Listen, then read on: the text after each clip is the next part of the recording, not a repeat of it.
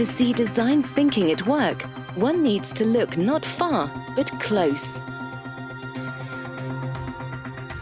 Look closer at nature, and you will see how the hexagon is almost universal in its application. How a kingfisher helped make Japan's bullet train more efficient. How robotic engineering borrows from an elephant's trunk. At the 8012 FinTech Design Center, we showcase this level of design thinking in a unique way.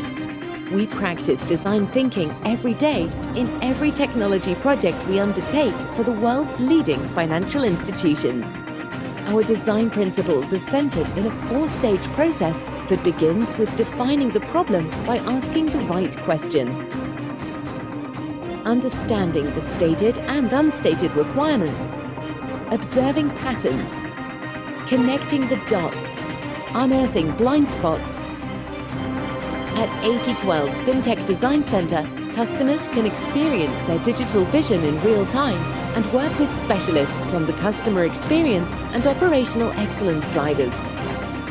The design process is intellectually stimulating and brings out the difference between merely writing code and designing solutions for a digital fintech world. We're Intellect, and we design for digital.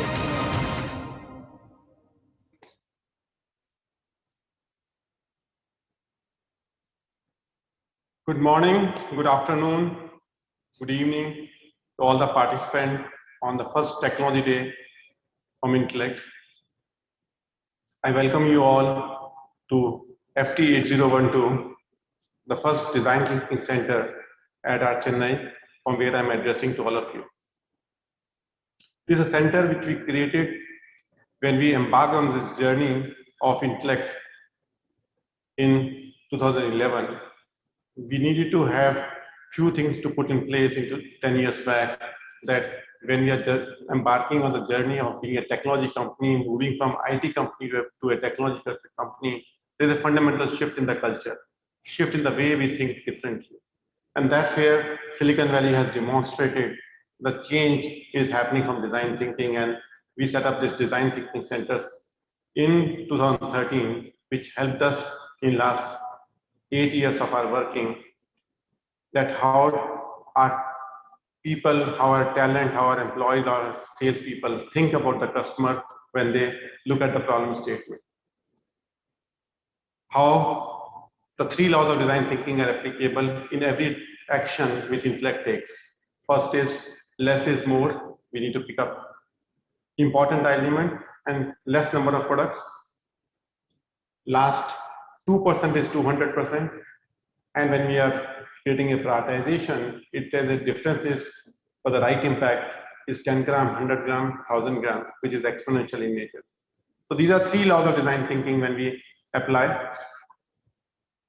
And in the same breath, the design thinking about demystification. It's moving from mystery of a particular problem statement to define the heuristics, and when it becomes algorithm, which it can be implemented immediately, that's it. Design thinking is all about. So today I'm going to talk about demystifying technology for all of you. I know as an investor, you are very suave in investing in a lot of varied companies, but some of the technology companies in India are still coming up, and there's a big shift happening in the last 5 years, observing that good technology companies are coming in. And I want to just take you through the journey of saying, how do I demystify design thinking or demystify technology? What does the technology means? If you go back to the technology origin, the first computer was put by IBM sometime in 1950s, which we used to call mainframe. It is a 360, IBM 360 came in much later in 1960s and 70s. What are the three things were there in computer? Computer can be broken down to three elements. One is called memory, second is computing, and third is storage. So now there are three elements. Like when we started constructing buildings, small houses in 50s and 60s, we used to construct the infrastructure. Then we used to lay water pipes and sewage pipes and electrical pipes. And that was a simplistic structure of the mainframe used to be there. So there's a computing power, there's a storage power, and there's a memory power. For mainframe, the next 10 years later, the few new companies came in: Digital Equipment Corporation, which is a DEC, which is no more, Wang Laboratories. These people came as a smaller version of mainframe called mini computers. Now in 1976, when Apple launched first personal computer, there was a tectonic shift in technology industry. That personal computer brought a computing power from mainframe to a personal computer. Between 1976 to 1986, 87, personal computer became ubiquitous. IBM computer, IBM personal computer, IBM compatible computer. We added a computing capacity in the world at least 100,000 times more than what it used to be there in the mainframe. Now when you have 100,000 more computing capacity, storage capacity, memory capacity in 85, which was still very small. We still used to have a 256K kilobyte floppy disk, 5.5-inch floppy disk. Those were the nature of our technology at that time. But what has given is that we have a computing power at the personal computer and computing power at the mainframe, and they want to connect the two. And that's where the client-server technology starts coming in. You must have heard the word client-server technology. And the second thing happened when too much storage capacity happened and you need to organize the data effectively, the databases start coming up. And there's a birth of Oracle relational database, Sybase relational database, or middleware. So all this terminology came sometime in 1990s, where the next generation software companies came in. So in fintech space, in the mainframe, we had a company like Systematics and Hogan, which was ruling the roost because they were the two major companies which are having the banking systems. And then when next generation technology came in, then Temenos, FlexCube, Finacle start taking birth sometime in 91, 92, because they were part of technology 2.0 roadmap. The third tectonic shift happened in the technology is innovation of a smartphone. When 2007, after 30 years, Apple launched smartphone, there is a computing power moved from personal computer to computing power in the hand. Now this has given the capacity of computing million times more than the computing capacity when it was there in mainframe, and that million times extra capacity available, industry start realizing it. How do I use and consume this computing power on the mobile? And at that is the same time, we start finding networks are getting further enhanced, and my telecom technologies have started coming in.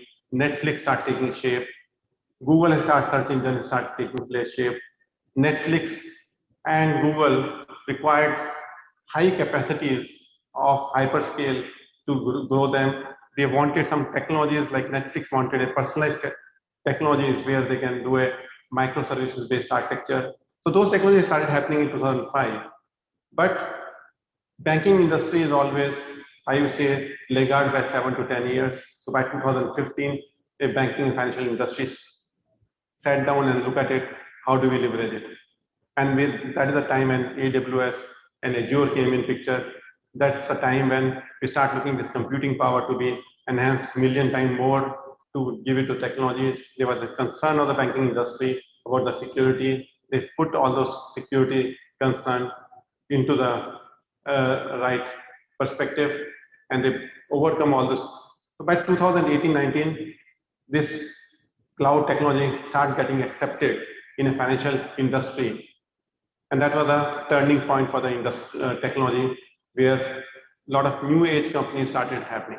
Intellect, during this journey, sometime 2011, when we decided to form a technology company, we started adopting design thinking as a first step. Then we started adopting cloud technology. When we picked up cloud technology in 2016, we found it looks very simple from the surface. That cloud technology, what does cloud technology mean? It's a shared technology which can be scaled directly. So, but when we got into it, we found it's not as simple. There are many open sources which came together to create a cloud technology, starting from Kubernetes and many other terminology which Rajesh Makhija will take you through on the cloud technology.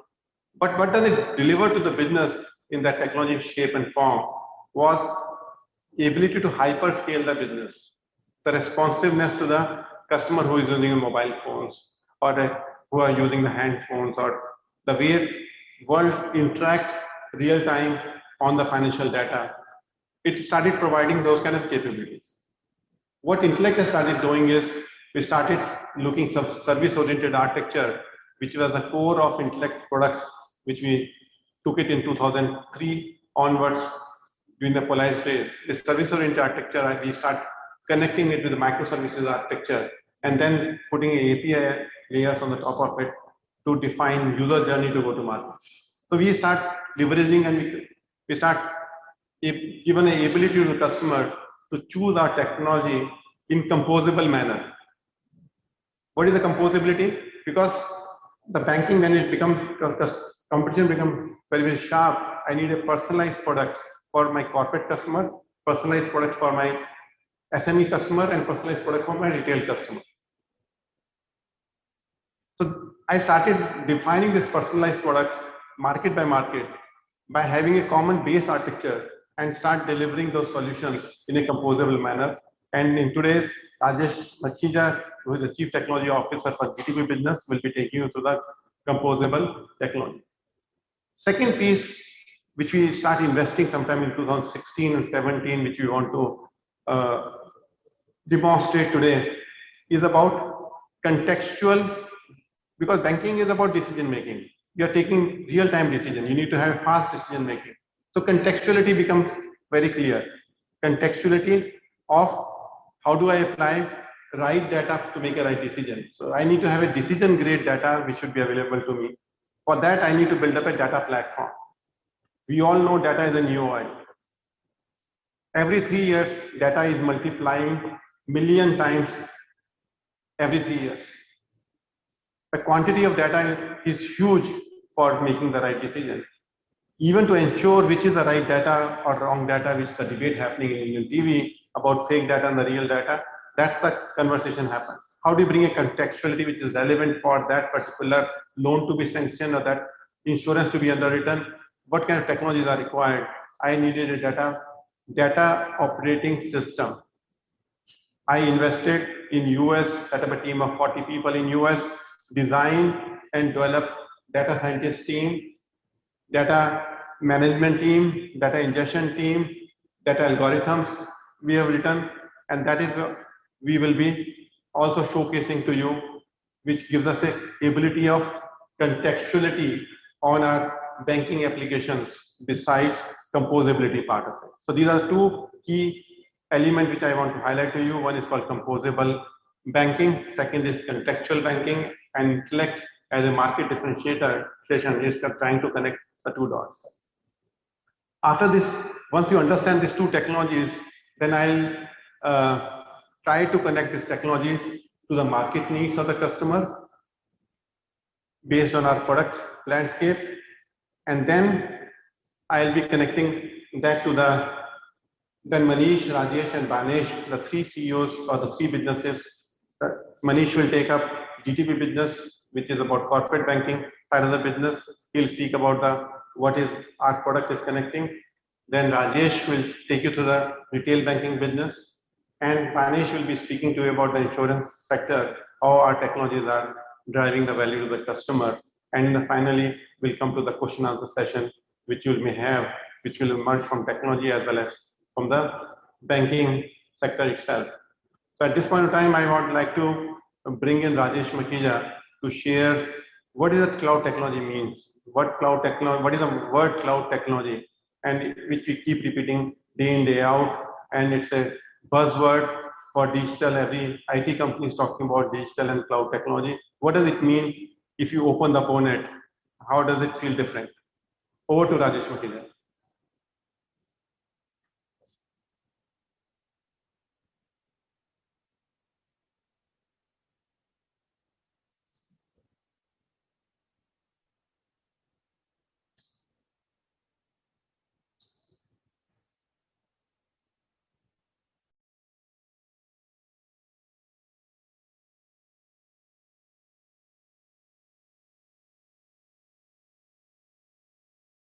Thank you, Arun. Good evening, everybody. My name is Rajesh Makhija. I am the CTO of IGTP, and I'm excited to walk you through our composable technology based on cloud.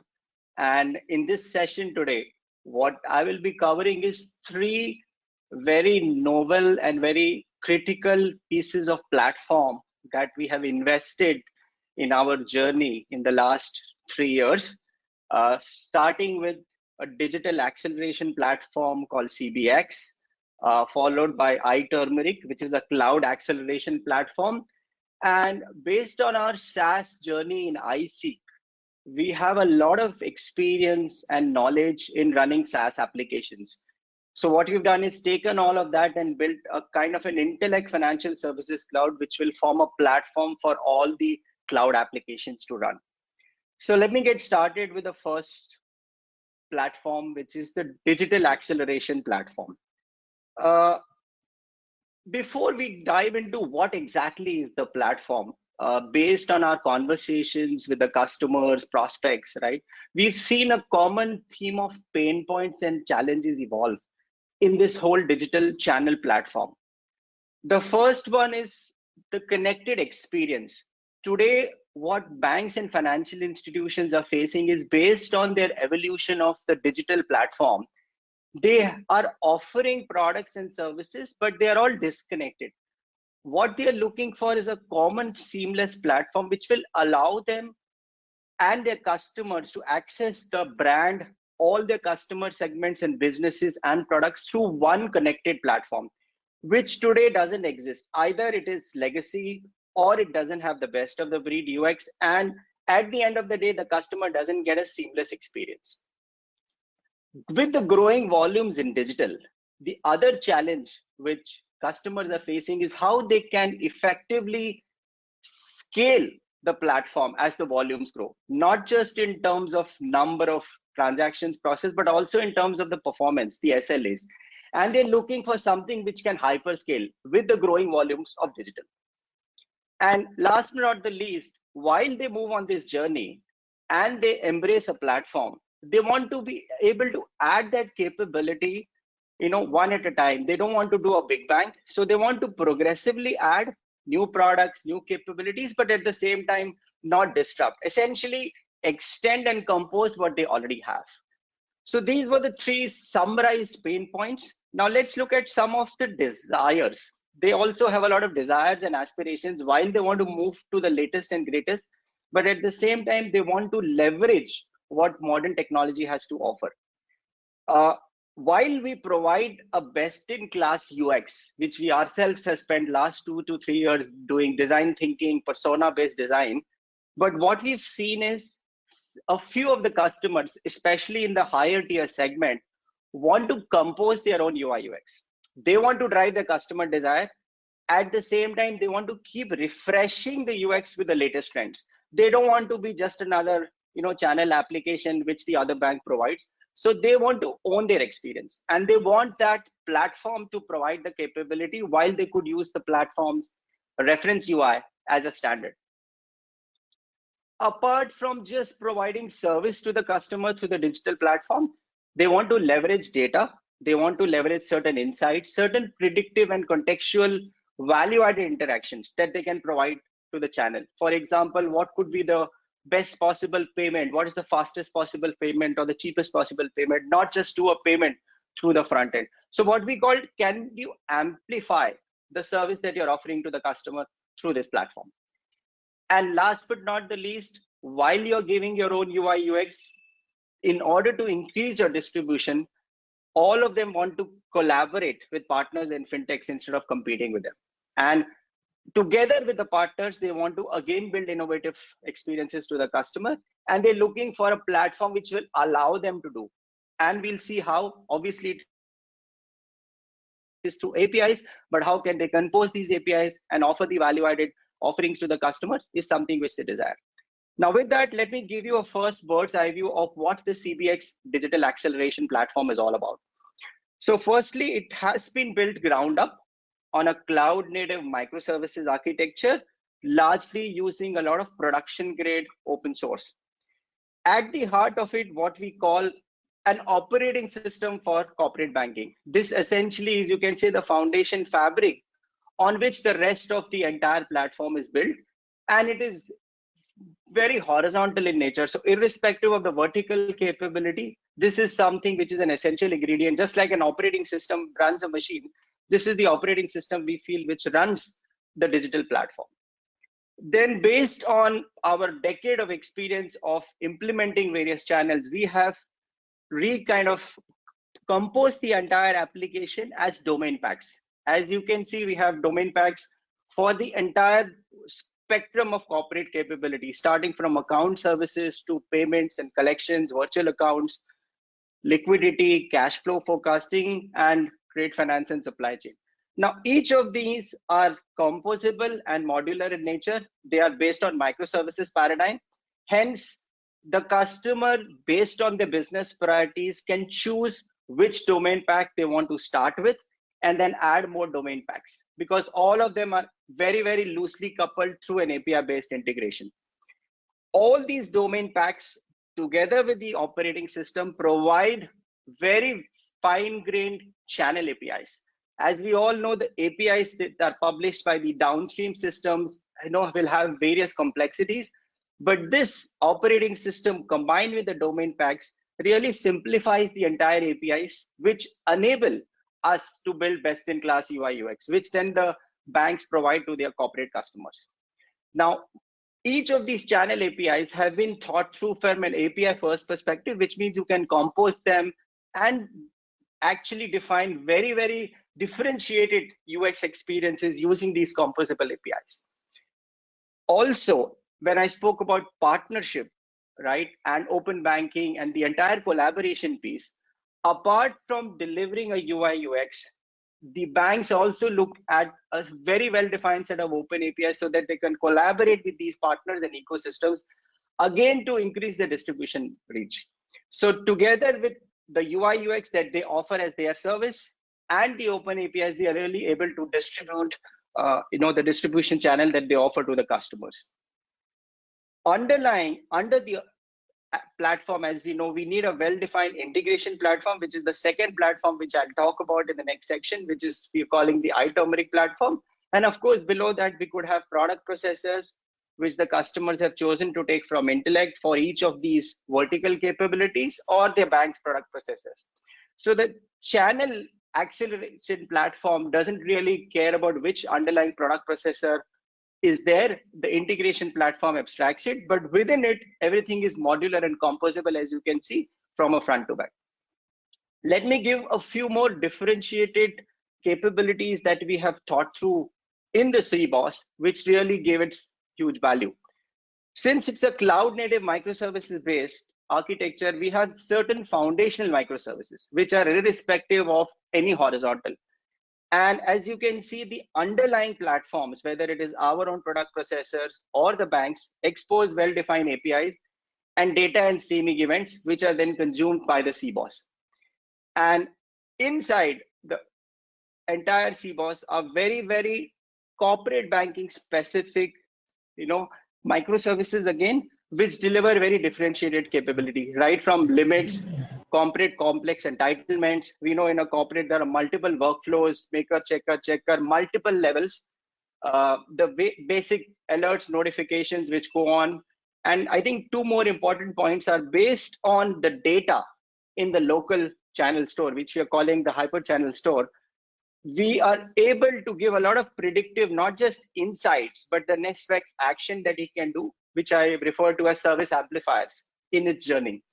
Now, this is a very important piece in the entire architecture, because the data model of the hyperscale channel store has been designed keeping in mind how can I drive contextual and composable experiences, contextual and composable APIs, and at the same time take care of the hyperscale as the volume and the channel grows. So this is essentially composed of the data and the events which are streamed from the downstream systems, and for the rest of it, it's just APIs. So this gives you a very good idea of how we are able to leverage a very common operating system in the corporate banking landscape, but at the same time provide differentiated experiences through well-defined composable APIs, which are then used to wire the UX or partners.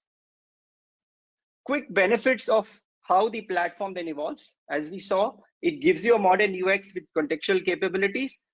At the same time, if banks who aspire to build their own UI UX are able to keep up with it, with the market trends, using the APIs, the channel APIs.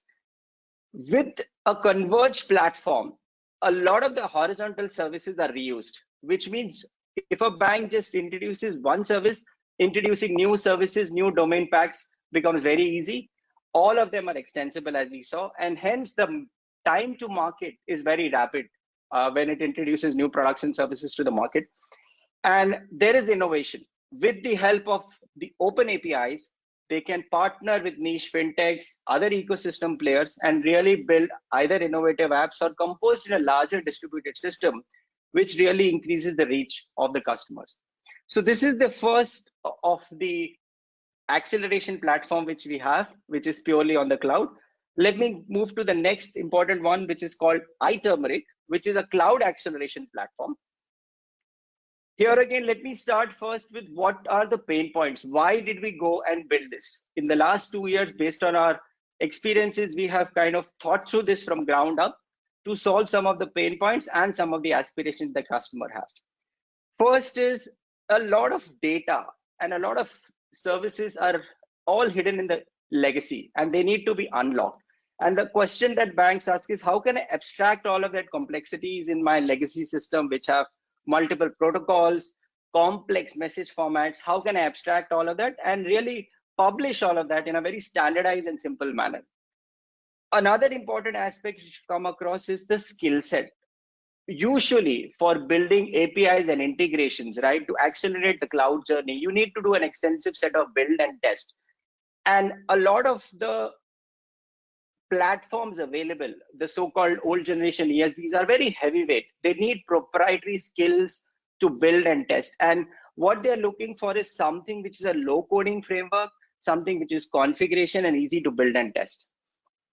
Third, as a result of all of this, the overall cost of integration when the banks are on the modernization journey and moving to the cloud, where they progressively move to the cloud, which means you have to integrate between on-premise and cloud applications at the same time. So what they're looking for is something which is low cost, which will help them in a very simple and very standardized manner move their entire progressive journey.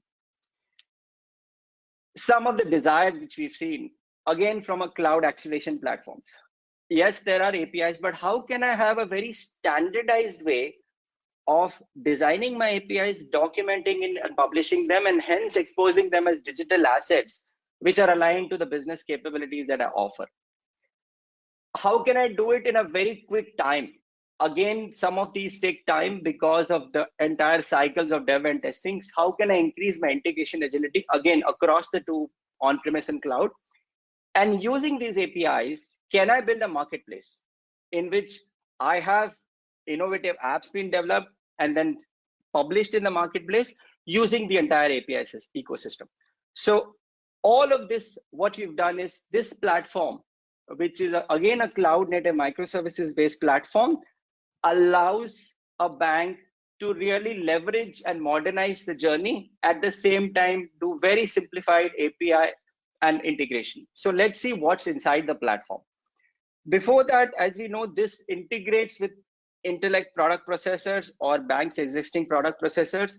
It can also be used to build simplified channel experiences and at the same time participate in the larger open banking ecosystem.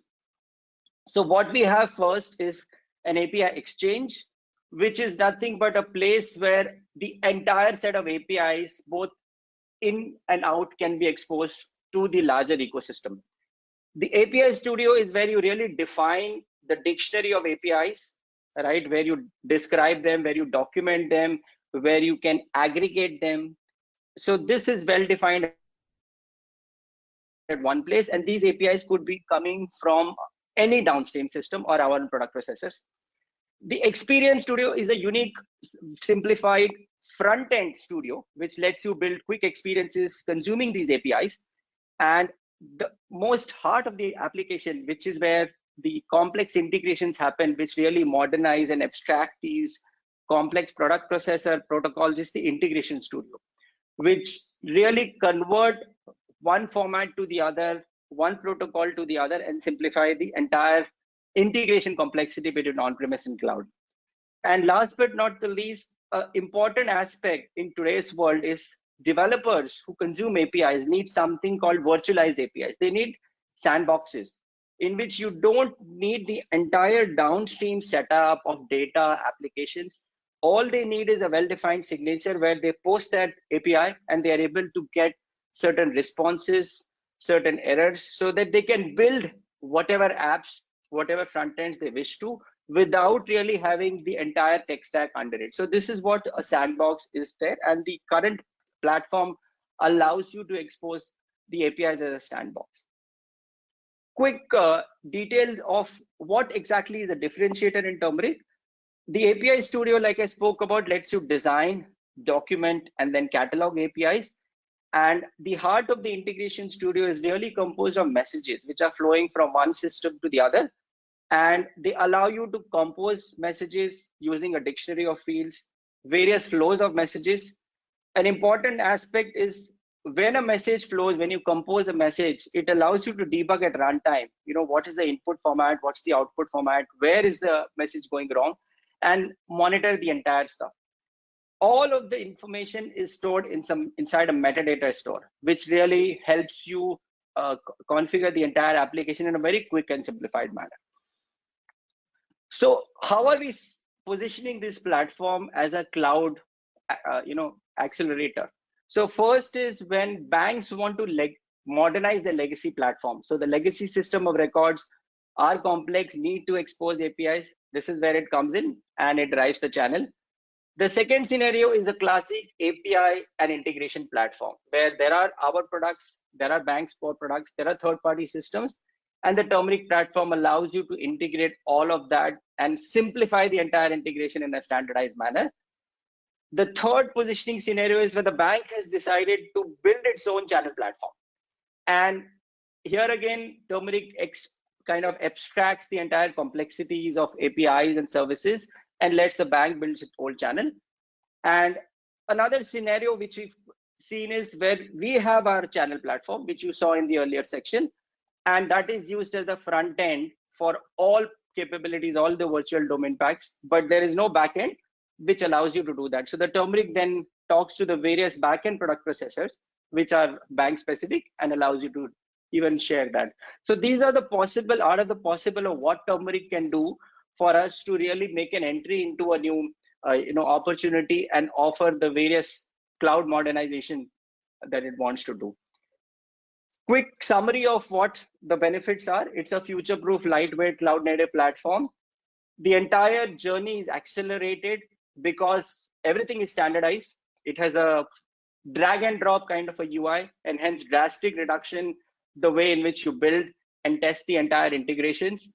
And it becomes a marketplace enabler with the help of the entire API ecosystem that it produces. The last one, which is a very important one from a cloud journey for us, is based on our ISEEK learnings and journey of the last 6-7 years. We have been having that application as SaaS. So there are a lot of learnings of how the entire cloud operating model works. And the remaining set of products, right, across our product, across our LOBs, whatever are moving to a cloud journey, we want to leverage the best practices, both in terms of tools, technologies, and processes. And hence, we want to come up with a abstracted Intellect financial services cloud, which uses not just the tools and technologies, but really improves the operating model. So let's see some of the key things that we are looking to do as part of this FinCloud platform. One is, yes, in a SaaS, we choose one cloud provider, but in a true managed PaaS, we want to be cloud provider agnostic. So this platform will really abstract the specifics of each of the Azure's, AWS, and IBM clouds from an infrastructure perspective and provide a very seamless and common provisioning, deployment, and maintenance. Because of the way in which we will leverage all of that, we will come up with a standardized set of tools and technologies which we are publishing. I'll just share that in the next slide. And hence that becomes a common process and guideline for the rest of the product processes to follow. So we don't reinvent the wheel.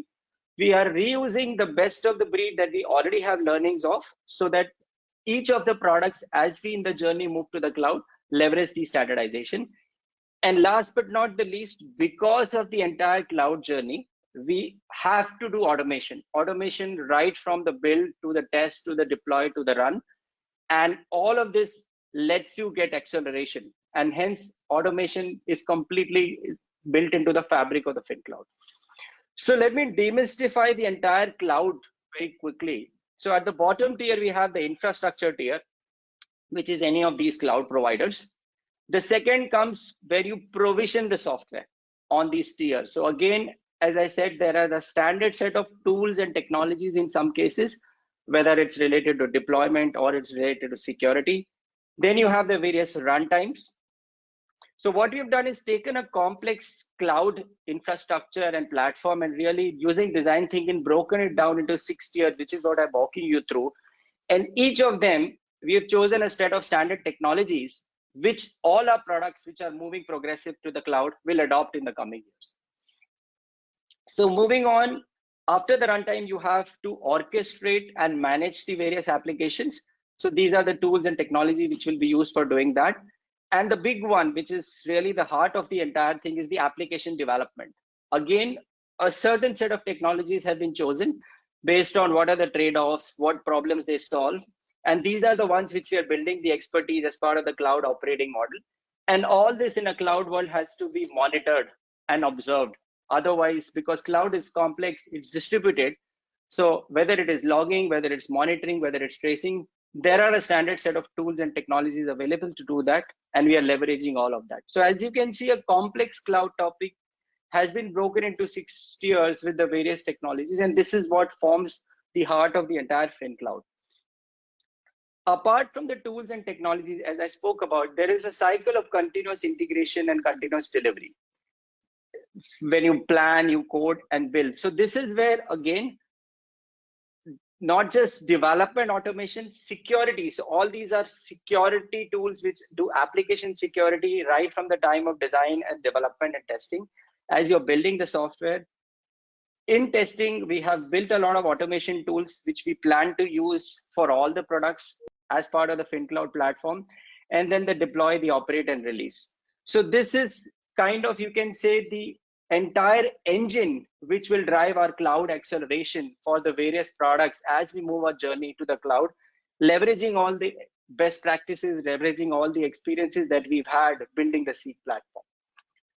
A cloud platform which is for financial services has to have the higher standards of security, right? And this is where application security comes in. Here again, we have a lot of expertise in terms of what application security tools, both static and dynamic, use. How do we do API security? How do you do encryption of the data? How do you do identity and access management? So all of that is baked into the FinCloud platform. And at the same time, certain regulations and compliances based on the geographies and jurisdictions, whether it is related to the information security, data privacy, certain aspects of the cloud native computing foundation, that is the open source that we use, the security and aspects of that, and certain geographical data protection of what data can be stored and how do you audit. So this is all of that will be leveraged as part of the FinCloud for the various products which run on top of it. And lastly, the benefits that we get by standardizing all of this is reuse of assets and cloud best practices within Intellect for the cloud operating model, and hence a really faster time to market for any new products that we move to the cloud in the future. Best in class and really in-depth bulletproof security, both for application level, build level, and infrastructure level, and adherence to the various compliances. And as a result of all of that, we feel that we ourselves will get a lot of economies of scale, just like customers get economies of scale by moving to the cloud, by having a common platform within Intellect and the entire CI/CD automation, DevOps culture, iterative mindset, we ourselves will be having a lot of process efficiencies due to high levels of automation. And that's what the benefit of the cloud. So with that, it was really a pleasure for me to share some of these investments that we have done in the cloud and digital acceleration journey. And with that, I'll hand over to Arun, and thank you, and have a good rest of the investor day. Thanks. Thank you, Rajesh, for demystifying cloud. Though I call it demystification, but may not be true for all the investors. Still, there's so much jargon which is there, which make it difficult for them to make a sense that how cloud technology makes Intellect to be investable company. Let me just connect this cloud to the economic model of the business. Intellect makes revenues from 4 sources of business. First is called license revenue. When we sell our technology to a particular bank or insurance company, I charge some amount of license, say $1 million for a license. I charge AMC to support that product for next 10 years, next 20 years, which is 20% of the license value. Then I have some implementation cost for implementing it. Now cloud gives a 4th set of revenue stream called subscription-based revenue. Now what is this subscription-based revenue and cloud revenue are important for any company? You can, if I just correlate this industry with a real estate industry called DLF. DLF creates a buildings, make 15-story building and rent out 15 floors at a value of $30,000 per square feet per month for the floor, or $40,000 per floor rental. In cloud business, what Intellect does, we also sell the floor without constructing the floor. The floor construction piece which is done, or building construction piece which Rajesh Makhija has done, the building construction. It's a one-time building construction which is a cloud technology. While rental piece is given to each customer we are hiring new, and that can be given at a value between $30,000 to $100,000 to $500,000 per month, depending upon the complexity of the application which we are supplying to the customer. And that number which is there, per month number, is a ongoing for next 10 years, and this number grows with the volume growth of the customer. So this gives us a very sustainable, repeatable revenue stream, which is the 4th stream of revenue on cloud and subscriptions. Now for getting into this space, the investment what Rajesh Makhija has just demonstrated you, this is a complexity which was there to build up that infrastructure. This complexity was in providing the security, the right kind of a compliance, shorter implementation cycle time, shorter POC time. So he explained to you about CBOS first. What is the operating system of so much data element which is coming together? That he spoke to you first about it, that how corporate banking operating system is important to get a very high Netflix kind of experience to it. Second, he spoke about iTurmeric. Now to give a context to the iTurmeric, when we have to win a large client, we need to demonstrate that we proof of concept on composability.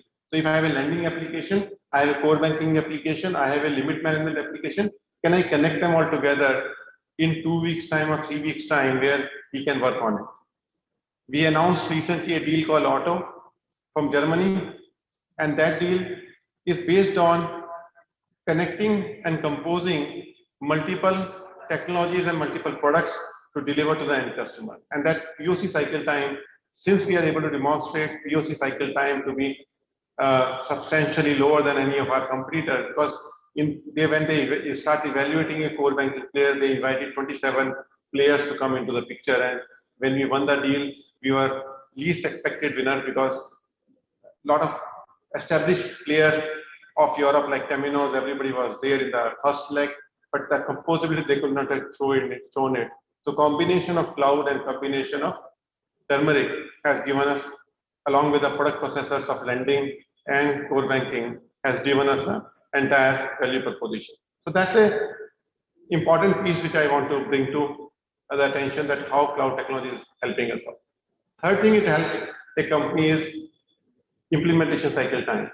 Typically, transformation, when somebody is living with, I thought, in a technology 1.0 era on COBOL technologies, still exists in financial technology business, client-server technology exists in the business, and the modern ecosystem, fintech players are coming into the system. So using turmeric, I am able to create a marketplace for it and applying them onto Intellect in Cloud. Intellect in Cloud will be launching in next few months in India, US, and for Asia Pacific. But all these technologies are required to be done.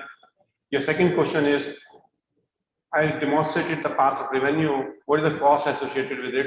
How your cost structure will go up or not? Because you are promising that we have a cost structure of around $40 million per quarter, which is around 300 crore per quarter. How that structure will remain same. My R&D team is one of the most efficient team. We invest close to 200 crore per year in research and R&D. In last 6 years, we invested close to 1,200 crore in research and R&D, research and development. And those teams are going to be similar teams are working on these technologies. So individually, we invested heavily in two technologies, cloud technology, and I'm going to introduce contextual technology when I would like to invite Deepak Dasrala that how data is a new oil, how do we mine that new oil? Technology has been built from India and US, and he will describe about the technology of contextual technology. So once you understand cloud technology, this cloud technology will be getting applied on digital transaction banking, liquidity management system. It's applied on payment system, trade finance systems, supply chain systems, core banking system, lending systems, brokerage systems, wealth systems. All the technologies are getting applied for all the product suite of it. So that is the combining this is becoming the birth of 3.0. So in 2.0, our existing product journey, which is going to create a wave one of our revenue and profitability, wave two is getting kick started with the new set of technology which is emerging in. So let me invite Deepak now to share what data as a new oil means and what all the technology means. When I was looking at AI business, I remember the movie Alan Turing, the movie on World War II, where he decoded the German code, Enigma code. I think that's where the AI journey started. And today, when AI is there for business application, he applied to win the war against Germany. I think today, corporates are winning the war, business war, against their competition using AI and machine learning. And for that, the complexity elements what are required to be done, Deepak will explain you. Over to Deepak.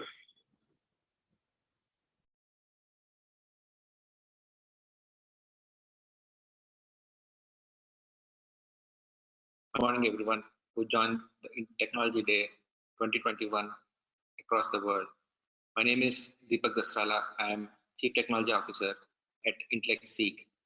It's been a great privilege for me to talk about one of the most exciting topics of current time, that is data. While pandemic has created havoc across the industries in the last 1 year, there are few companies that have seen the phenomenal growth. And when we look into the reason for the growth, for most of the company, the common factor is data. Either these companies have reimagined themselves as a data company or invested heavily into the data and have reinvented themselves. For example, one of the major investment that happened in one of the companies in India from Facebook, Google, is Reliance Jio. They have invested more than $16 billion along with few private investors. Interestingly, Reliance, being a oil company, it has reinvented itself into a data company. So it's very clear that data has become a new oil, providing massive opportunities for those companies who can gather, control, and analyze data. In the last few decades, there is a data explosion has happening, and the world has changed significantly because of data. For example, few years ago, many people in India are so happy with the internet speed of few kilobytes per second. Now, even a megabytes per second is considered as a slow speed. As we speak, every minute, more than 295 billion emails are sent, 54 million WhatsApp messages are shared, more than 400,000 hours of Netflix videos are streamed, and more than 200,000 participants are participating in the Zoom meetings every minute. Just the internet traffic has grown by more than 12% in the last 1 year, and significant amount of a contribution is from the videos. Actually, it's no wonder that the data has exploded exponentially in the last few years. We all do remember that, I mean, a lot of data is being shared and created by so many devices. But just to look into the fact, this is not the future. At this moment, at CERN, which is a European organization for nuclear research, has where there more than 1 petabytes of data is generated per second from the Large Hadron Collider, which is the largest and the highest energy collider, and which is the world's largest machine. It generates 1 petabyte of data per second. And just last year alone, the videos has contributed to the 1.9 zettabytes of data to the internet traffic. A lot of data scientists use the word yottabyte to measure the data that the US government collects on the people for the security agencies such as NSA and FBI. The moment the 5G devices are out there and the 5G is kind of operationalized across the world, the word to measure the data that is created by the IoT devices, gigabyte. So this is not the future. We are almost there, where this huge amount of data is being generated by the devices that are getting added, billions of devices that are getting added into the world, into the ecosystem. So what does it mean to the business? What does it mean to the enterprise? Everyone knows and understands that they'll get a better outcomes by the data-driven decision making. Just to give the facts that most of the enterprises, the maximum they leverage the traditional enterprise data from systems such as ERP, and the data warehouse. They don't even have a capability to leverage the dark data, which is generated by the web, the social media, and the machine data, either in a semi-structured or unstructured form. When I say unstructured, I refer to the data types such as videos, emails, audio files, documents, and any log data, and the web data, and the social media data. And without such capability, the enterprise doesn't have any way to unlock the hidden insights out of this dark data for a better decision making. And we all know that we are moving into with the rise of AI. We are moving into the intelligence era, and already there are clear benchmarking available for those enterprises that have leveraged the data and the AI to make a decision. Their activities increased by 5%. And just to give a few facts, because of the poor data quality or coverage, the US economy loses $3.1 trillion every year, because limited data doesn't help the organizations to make informed decisions, and it has a ripple effect on the value chain. And because of all of that, the US economy loses $3.1 trillion. 96% of the companies agree that they don't have a capability to leverage the unstructured data effectively. And 86% of the companies are not able to make a right decisions at the right time because of unavailability of the data. This is the kind of an impact already the businesses have because of unavailability of a capability for them to leverage the data effectively. What is the solution? The kind of explosion that happened with the data, and it is really important for the businesses to leverage the exponential technologies to deal with the problem. Anticipating this change, Intellect has invested in the Fabric intelligent data platform to solve this, to provide a solution for this kind of a problem. So intelligent data Fabric, the intelligent data platform, has a 4 key differentiations. Number 1, it is contextual. It provides contextual and the cognitive computing, which is nothing but it has the comprehensive AI model pipeline that helps us to extract the contextual elements such as meaning, time, location, appropriate domain in the multiple sources, whether they are semi-structured or unstructured. And the second differentiation is real-time data ingestion. Our big data layer has a capability to ingest the data from the various structured and unstructured sources at a scale, at the same time maintain the key aspects of a business data such as volume, variety, veracity, and velocity. And the third differentiation is it is born in cloud, and it is a cloud native platform with a microservice architecture and APIs built for intelligent, flexible, scalable, and integratable services. And the last and the most important part is the security. Our platform is built with security and privacy as part of a core principle to access the ubiquitous data in a very secured way. Let us do a deep dive into this particular platform layer by layer. The first layer, which is a cloud and a DevOps layer, we all know that to deal with the big data, it is inevitable that it has to be built on the cloud for the kind of a scale that is anticipated. Because today we might be processing the gigabytes of data, but the platform should be scalable to process the gigabytes of the data. So the whole platform is built in a cloud native architecture to provide the hyperscale. So when I say cloud native architecture, it is containerized and it has the microservices architecture in place. And for us, we always want to be kind of a provide the data as a service or a software as a service. So the multi-tenancy is a key for our platform, which helps us to isolate the data from the compute.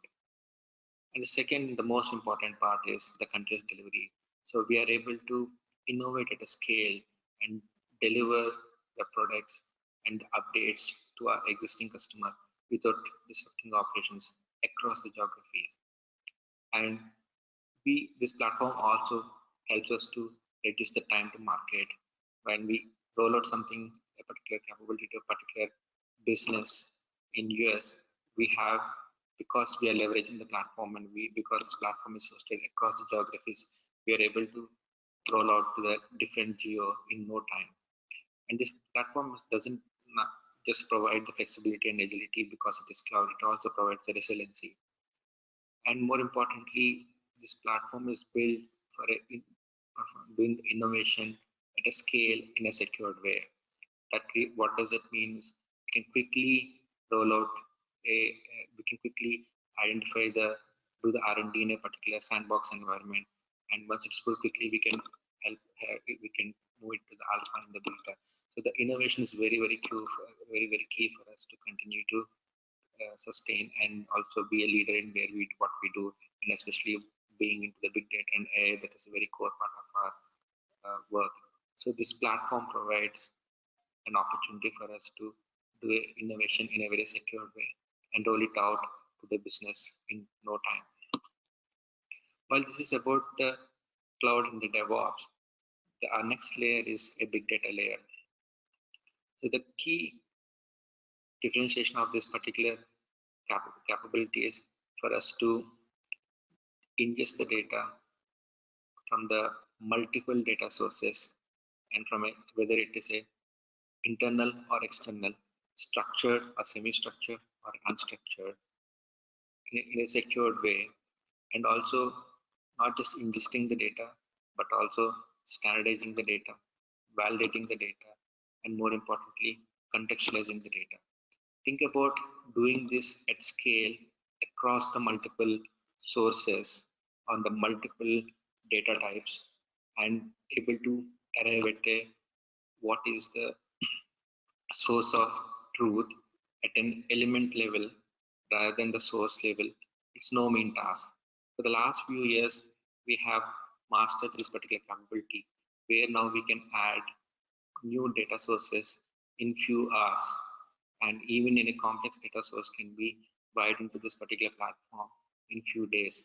So that's the kind of a differentiation that we have built with our big data layer, and our trying. This is further supported by our AI models to really cleanse the data, because we all know that people generally do struggle with structured data that is already part of the databases and the data warehouses to leverage for any use case, because the quality of the data they say is bad. Think about sourcing this data from the multiple sources at scale, at the same time ensuring that the quality of the data is good. So that's the reason we kind of cleanse the data at an input level rather than getting the data and then further cleaning it. And that's another key differentiator from our capability. And moving on to that, the next layer, which is our ML layer. Here we have built many proprietary models in the areas of image processing, natural language processing, and we leverage these particular proprietary models to provide a clear differentiation for the industries that we serve. Being a domain expert in the banking, financial, and insurance industry for the last 30 years, we have built these models for a specific domain, because we all know that there is a challenge in terms of adopting the AI in the business because of an accuracy. Typically, it's because the generic models never work for a particular business because they are not purpose built. So we have a purpose built models for the banking, financial industry, insurance industry to provide the highest level of accuracy, which is very, very critical for a business to adopt.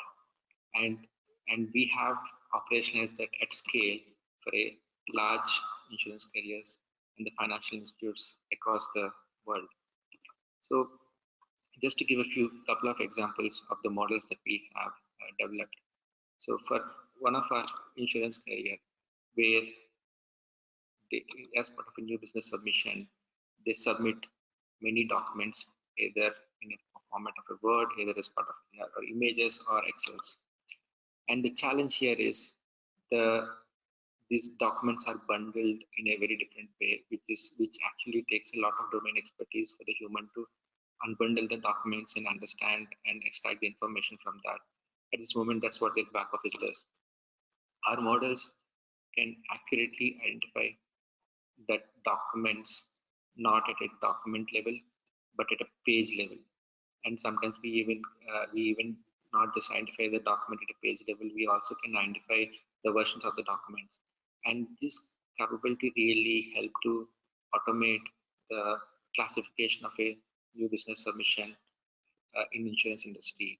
For example, Accord is one of the important data standard in the world of commercial insurance, which is accepted across the many countries. And most of the brokers submit the new business documents as an Accord. And typically what they do is there are many Accord document types, many versions and all. People just scan it and completely jumble it. Again, our document classification models can accurately identify that with more than 98-99% of an accuracy and help the business with the straight through processing. And not just the documents and images, we have this capability for Excel also. So basically our text-based classification and image-based classification really helps to classify the documents with the highest level of accuracy. And similarly, on the other, with another example, where the people extract the data from the various sources, especially the unstructured sources. When you have the same data element in the hundreds of sources, how do you know which one is the right value? Which one is the one that can be trusted? And that's where our data triangulation and the trust and consensus models helps to identify the right value at an element level rather than source, because typically the businesses used to say that I trust the CRM systems versus the ERP system because they trust the source, but that might not be true for every element. Maybe particular data might be better. And while this is about internal structured data, think about doing this at external unstructured data, and that's the kind of a challenge we solved. And the differentiation for us is purpose-built models for a respective domain, and that's what helps us to provide the last mile accuracy. So our 28 plus image processing models, 18 plus document segment analysis models, 10 plus contextual extraction models really helps to solve the industry problems at scale. And that's a key differentiation from this particular platform. This platform enables us with the two key propositions. The first being the fabric data. So fabric data is nothing but it is a data as a service proposition for the businesses to gain the 360-degree intelligence on any entity, whether it is a company or a person in the context of the locations. So this capability helps to extract the data from the various unstructured third party and the structured sources and provide a 5,000 plus data points on a comprehensive company location and the people data models. And this capability is heavily leveraged by the insurance and the banking industries to identify the risk, especially during the underwriting scenarios. But also this capability is moving beyond purely the risk from the typical risk parameters. This is being leveraged for the new opportunities or new risks. For example, some of the banking investment management companies are leveraging this to identify how the companies are performing on the ESG, one of the important criteria for the people to whether to invest into the company or not invest in the company, and the climate change, understand the climate change data, understand the human trafficking data. So these are the various data elements in context of the company or people that the companies are leveraging this capability for. So, and depending upon the use case, we build the custom packages and help them to get only those data elements that they are required through the API. And our second proposition is IDX, which is an intelligent document extraction capability, which can contextually extract the data from the various semi-structured or unstructured documents. And one of the major challenges for most of the banking, financial, and insurance institutes is not every process is straight through. At the max, I think only 20% of the process are straight through in the current times. And when we look a little bit deep into this challenge, why the 80% of the process are not straight through, most of them involves manual touch points because it involves reading and understanding the documents to make a decisions. And for example, in banking, trade finance, mortgage applications, and in the insurance, it is a new business submissions, and in other industries like KYC and other things. So all these documents involve, all this process involves a most number of documents.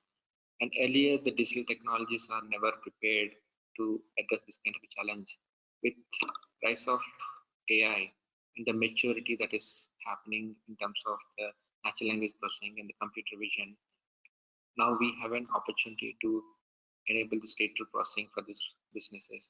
So we have built a state-of-the-art NLP models and the computer vision models to address this particular problem. And also, this is not just used for an extraction; it also used for many regulatory scenarios. For example, recently we launched Magic Aadhaar, which helps the businesses to redact the personally identifiable information or any sensitive data. So just to give an example on this, the nature of work that we do, it's like typically in any other scenarios, the understanding of Aadhaar might be more position based. Someone has scanned the Aadhaar document and probably the AI models can just identify that. But what we do is we don't even need that.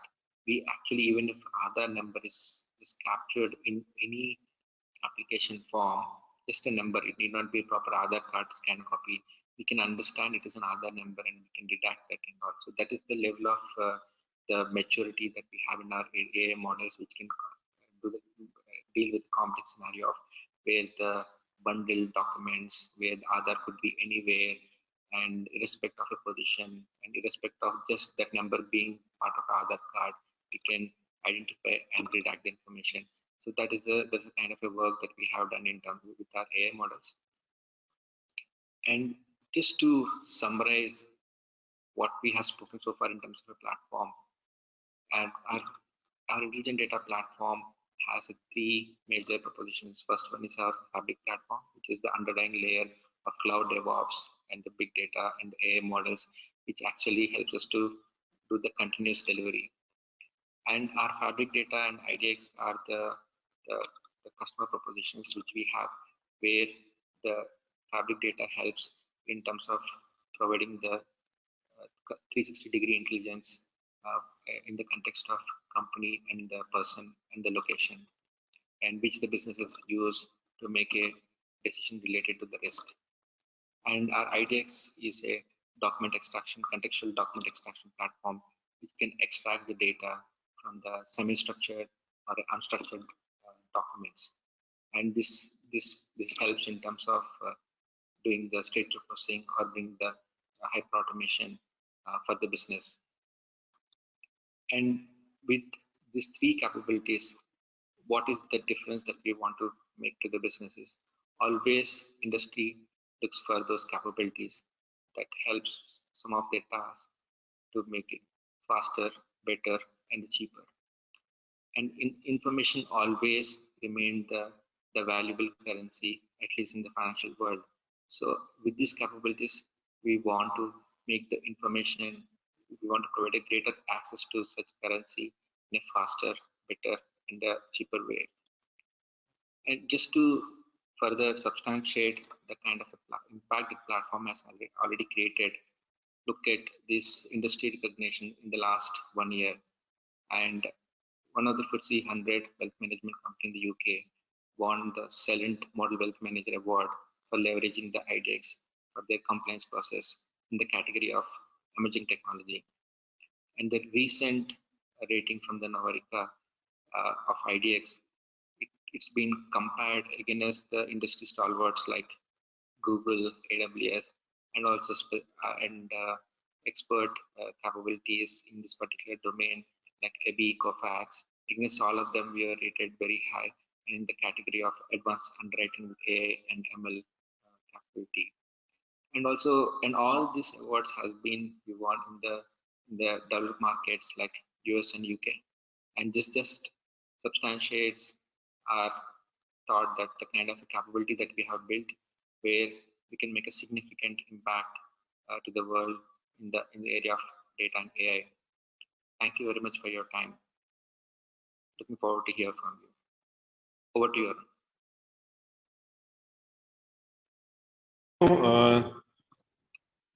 Thank you, Deepak, for taking to the complex architecture of AI machine learning.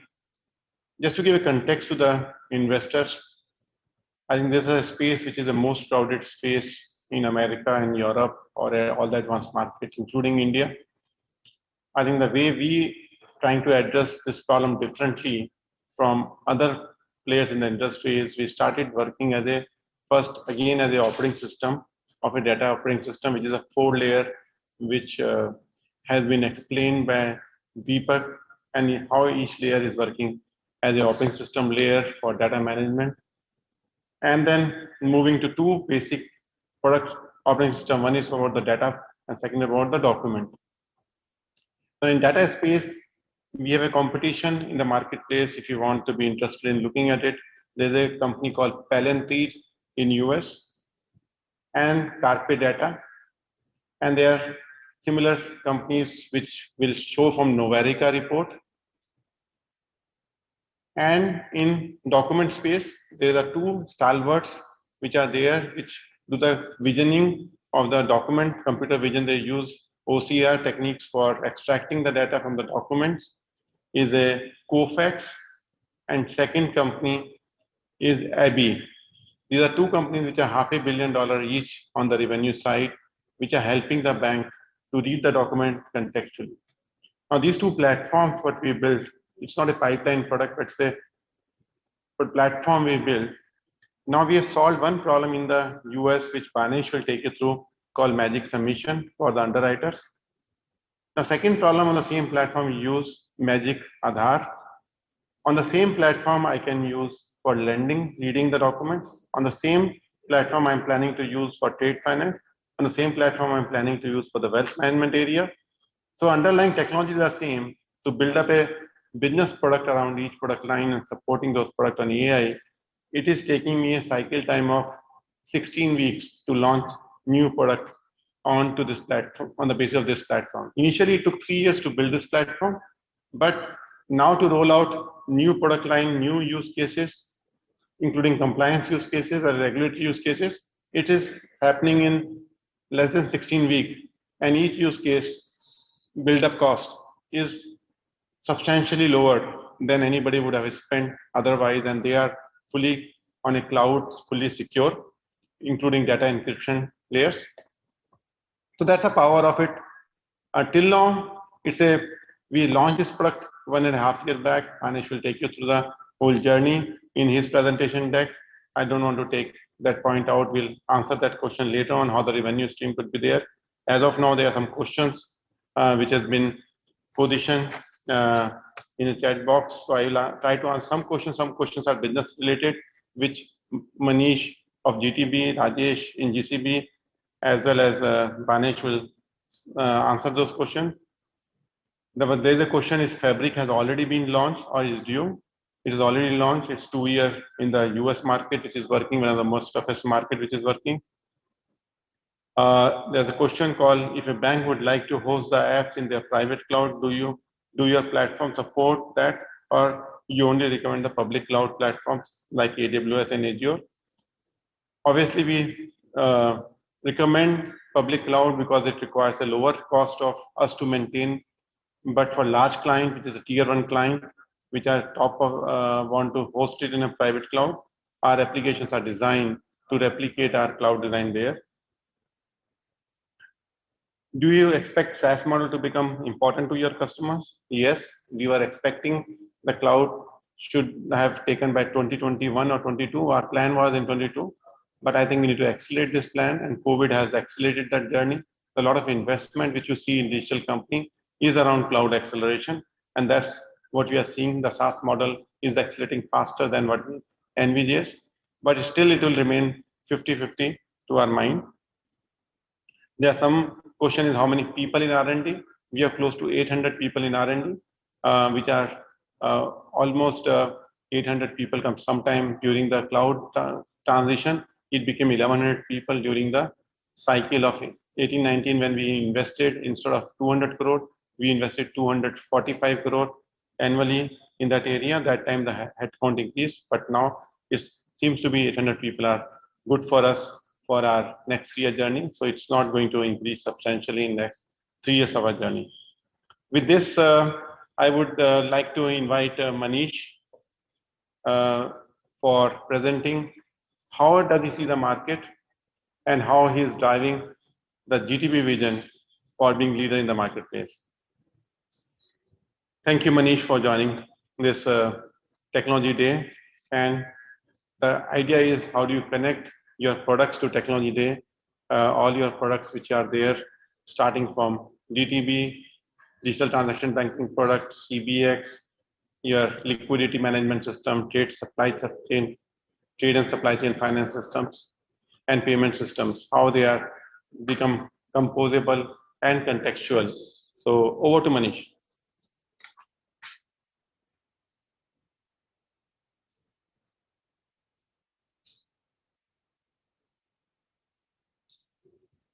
Arun, thanks for sharing your vision and your views, and thanks Deepak and Rajesh sharing the technology vision. I'm going to take an next 30 minutes to walk us through our IGTB journey. A very, very big thank you to each one of you for being part of our wonderful journey. Your company is now a unicorn, and your company is not just a unicorn, is also now worldwide #1 best-selling wholesale banking, transaction banking solution in the world. This is a big moment of pride. I owe this to all our customers and Intellect associates who have contributed in this journey, working tirelessly to help us grow. Our journey truly started about 3 decades ago, working along with Citibank during our Polaris days, where we innovated in this journey.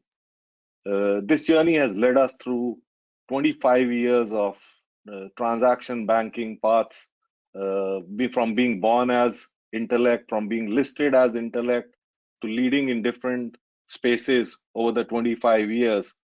And now, last year, we were rated as #1 best-selling product worldwide by IBS. That's a big honor for all of us in this journey. We have now got about 94 customers worldwide across 91 countries who have trusted us in this journey. A platform has been built on contextual, composable, hyperscale, secure cloud technologies in leading us. And this has helped us, our customers, deliver the lowest TCO in the marketplace.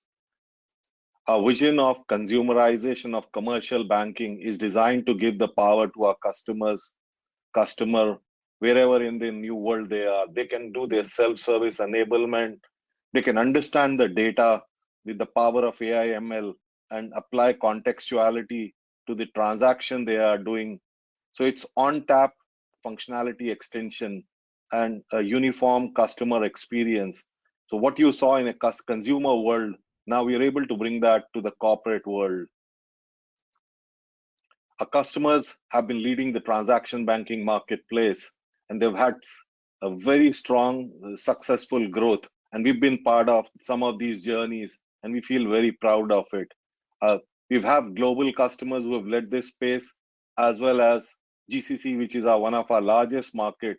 All the top 8 banks are our current customers, and we feel proud to be having participated in this journey along with them. Our customers are not only helping us grow, but they're also our big promoters. Very big thank you to each one of them for giving us an NPS score of 60. This is industry's best NPS score across the board, where average industry benchmark for tech companies is about 43. This is again been managed because of the tireless effort of each of my team members and the passion for customer centricity to bring this to this stage. At this stage, I'll have one of our esteemed customers, CIBC CIO, who joined us in this growth journey as a board member on our Growth Advisory Council. We'll have few words shared by Dave. Welcome, Dave.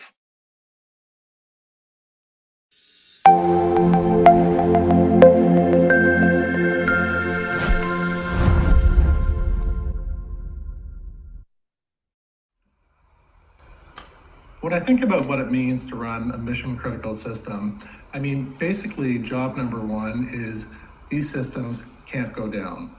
The last thing in the world you want to be doing as a CIO is sitting in front of the board of directors and the CEO and explaining why your commercial banking customers can't be doing business because the systems have failed. When I think about IGTB as a partner providing solutions in that space, they have a great track record. We had some of our core systems across both banks that I had worked for that were entrusted to IGTB, and basically they never let us down.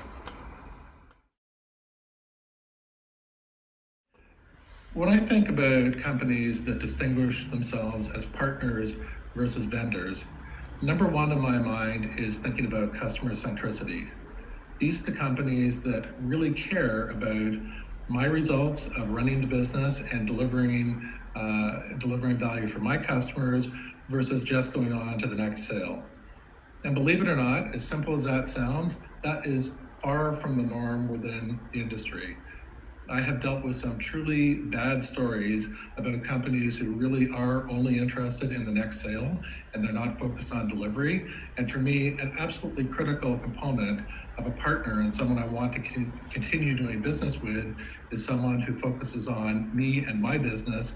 And that's something that I've always found is front and foremost in terms of every transaction that I've dealt with IGTB.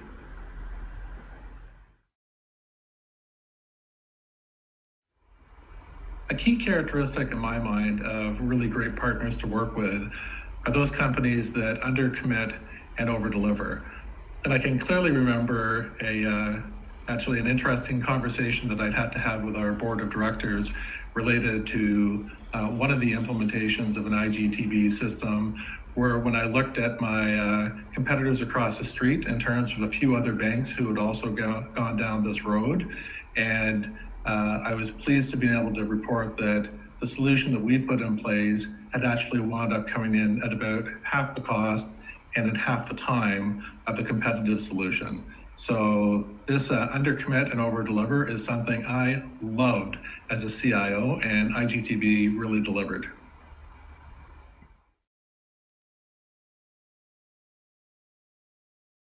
I like that strong engineering and design are really baked into the DNA of Intellect and IGTB. And I think that that actually starts at the very top of the house. To this day, when I speak to Arun, there is nothing that he enjoys more than actually rolling up his sleeves and talking as an engineer and getting into the nitty-gritty details about technology. I see IGTB as a clear leader in modern scalable architecture, APIs and microservices, and cloud-native design.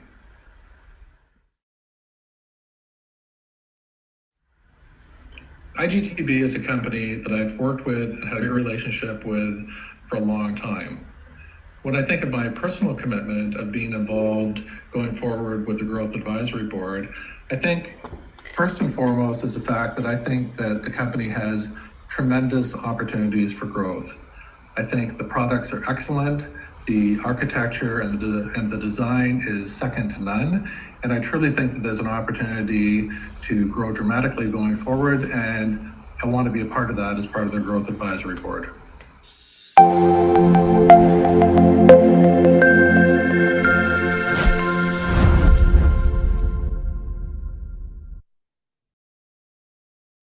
Thank you, Dave, for your kind words.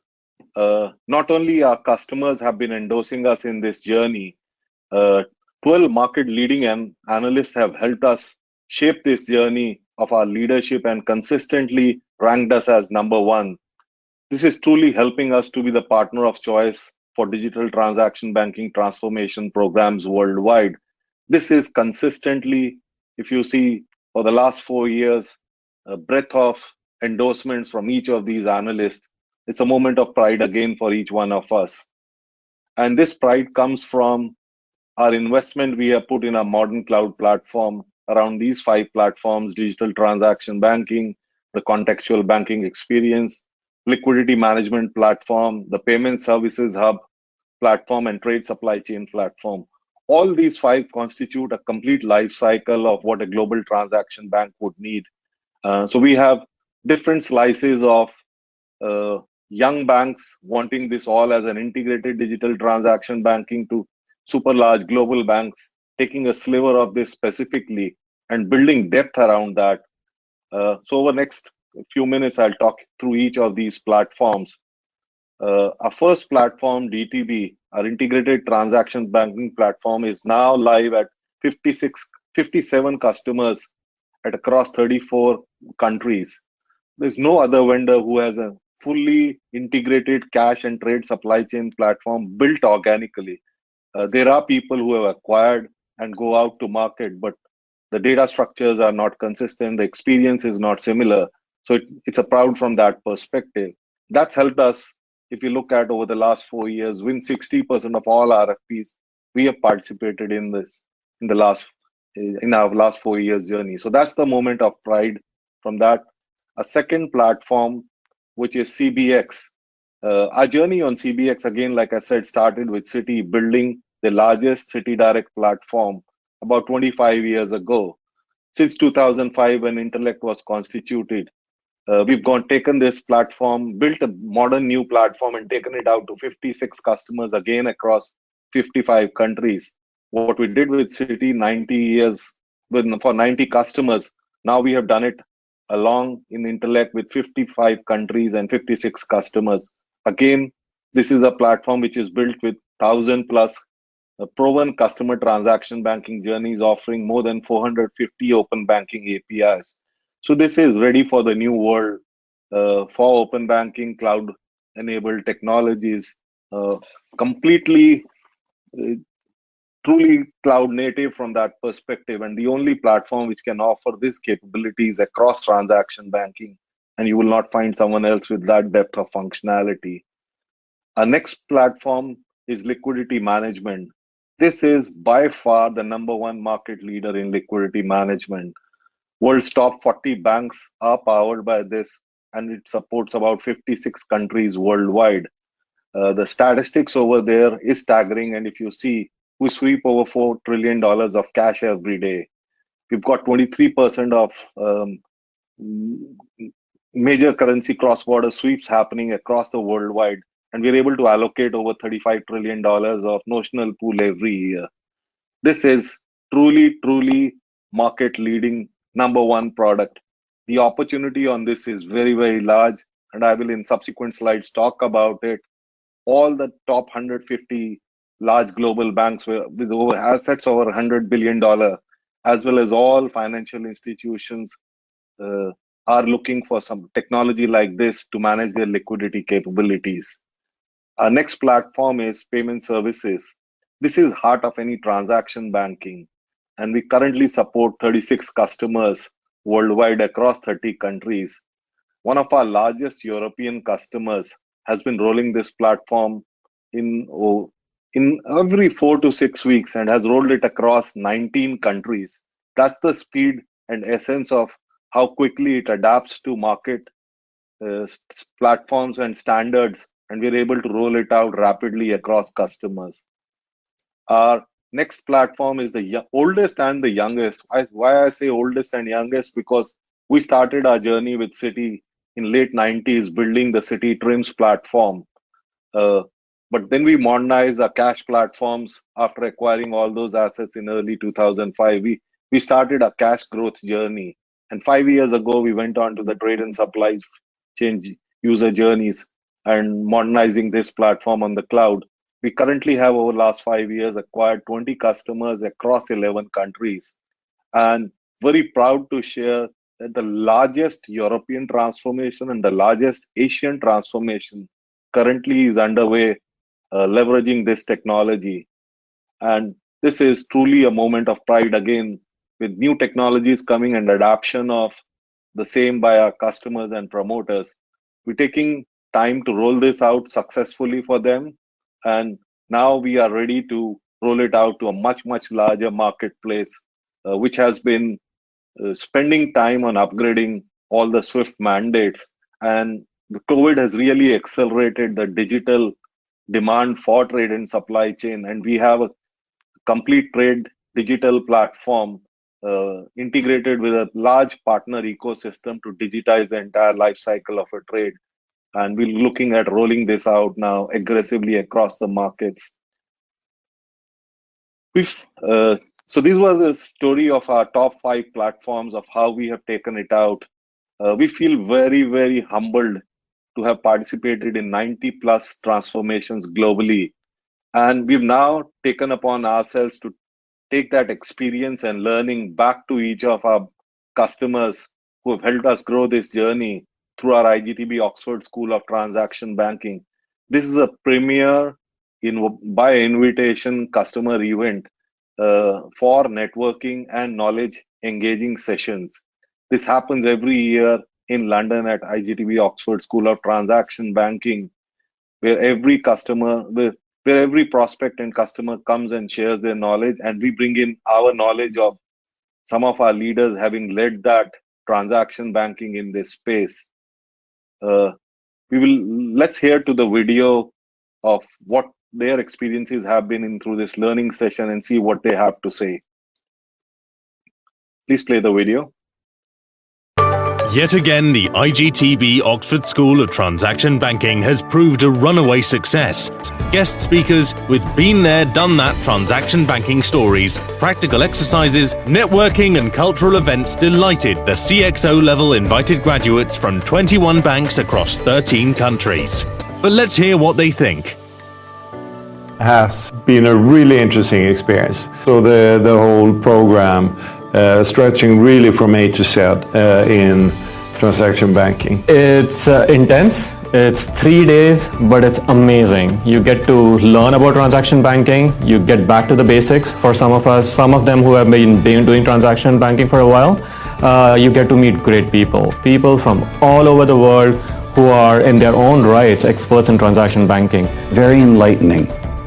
I found it an excellent opportunity to network with my peers that are working in the field and finding their experiences and using their experiences to augment my own understanding of transaction banking.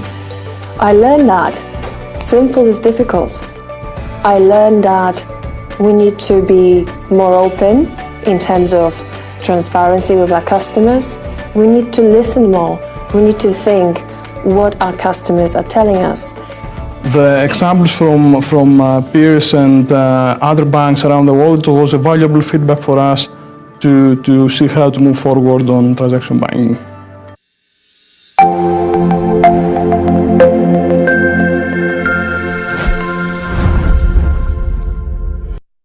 This whole dream has been brought to life by my friend Andrew England and Ted Malloch, who are the directors of this IGTB School of Oxford.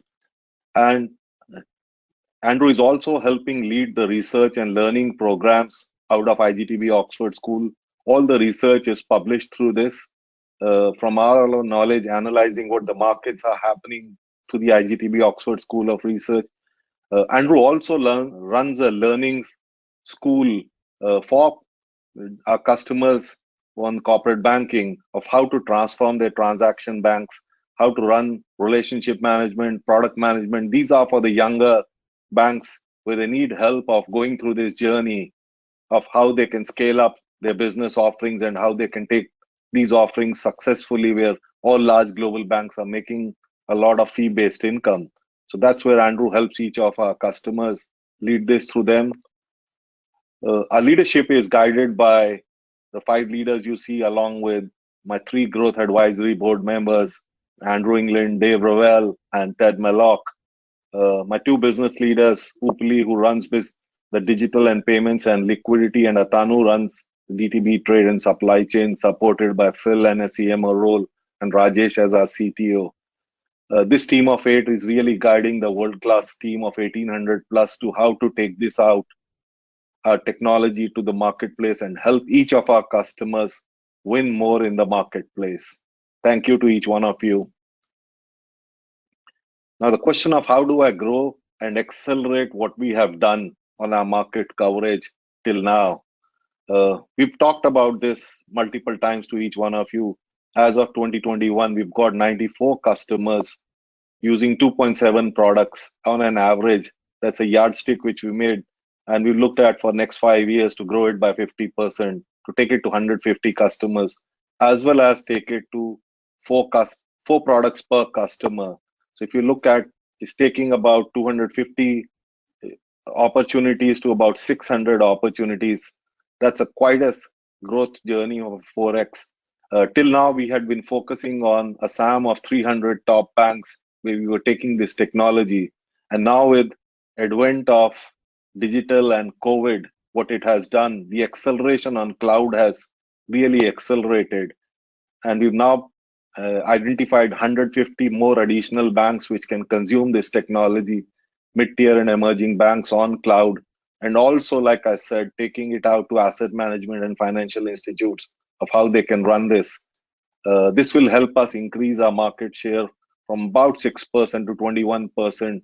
That's a staggering 3 times over the next 5 years.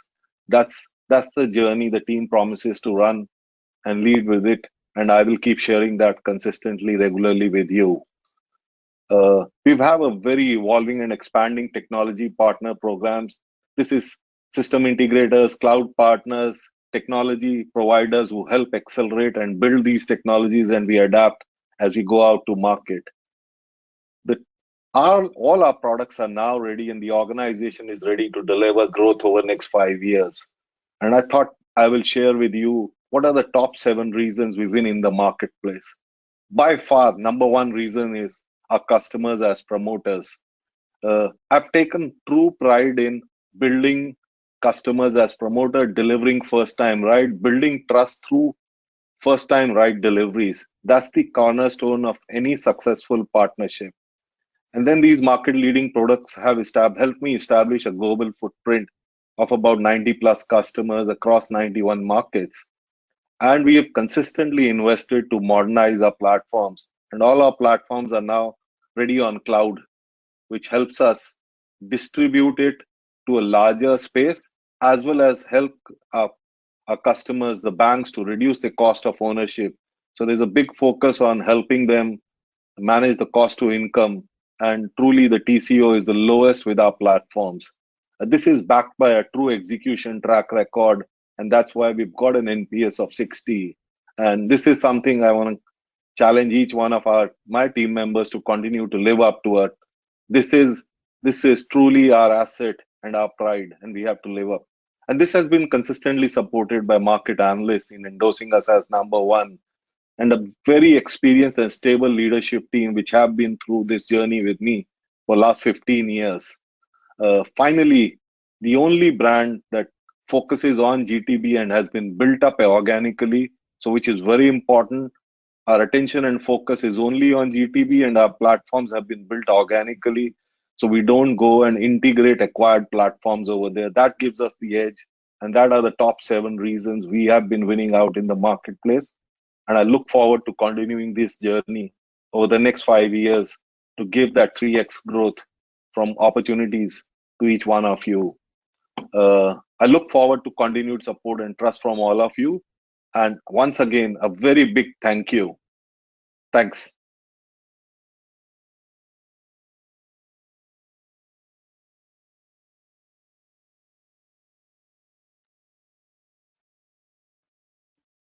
Thank you, Manish.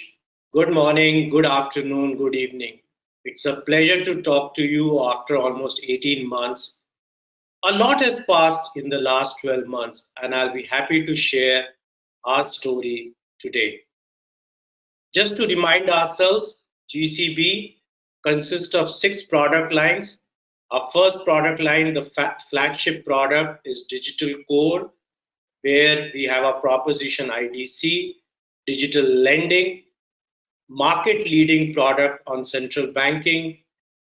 We have now added a new product line called Digital Bank. We've added Digital Bank because we are seeing a lot of momentum in this area, and you will hear more about it from me later during this presentation and over the next couple of quarters.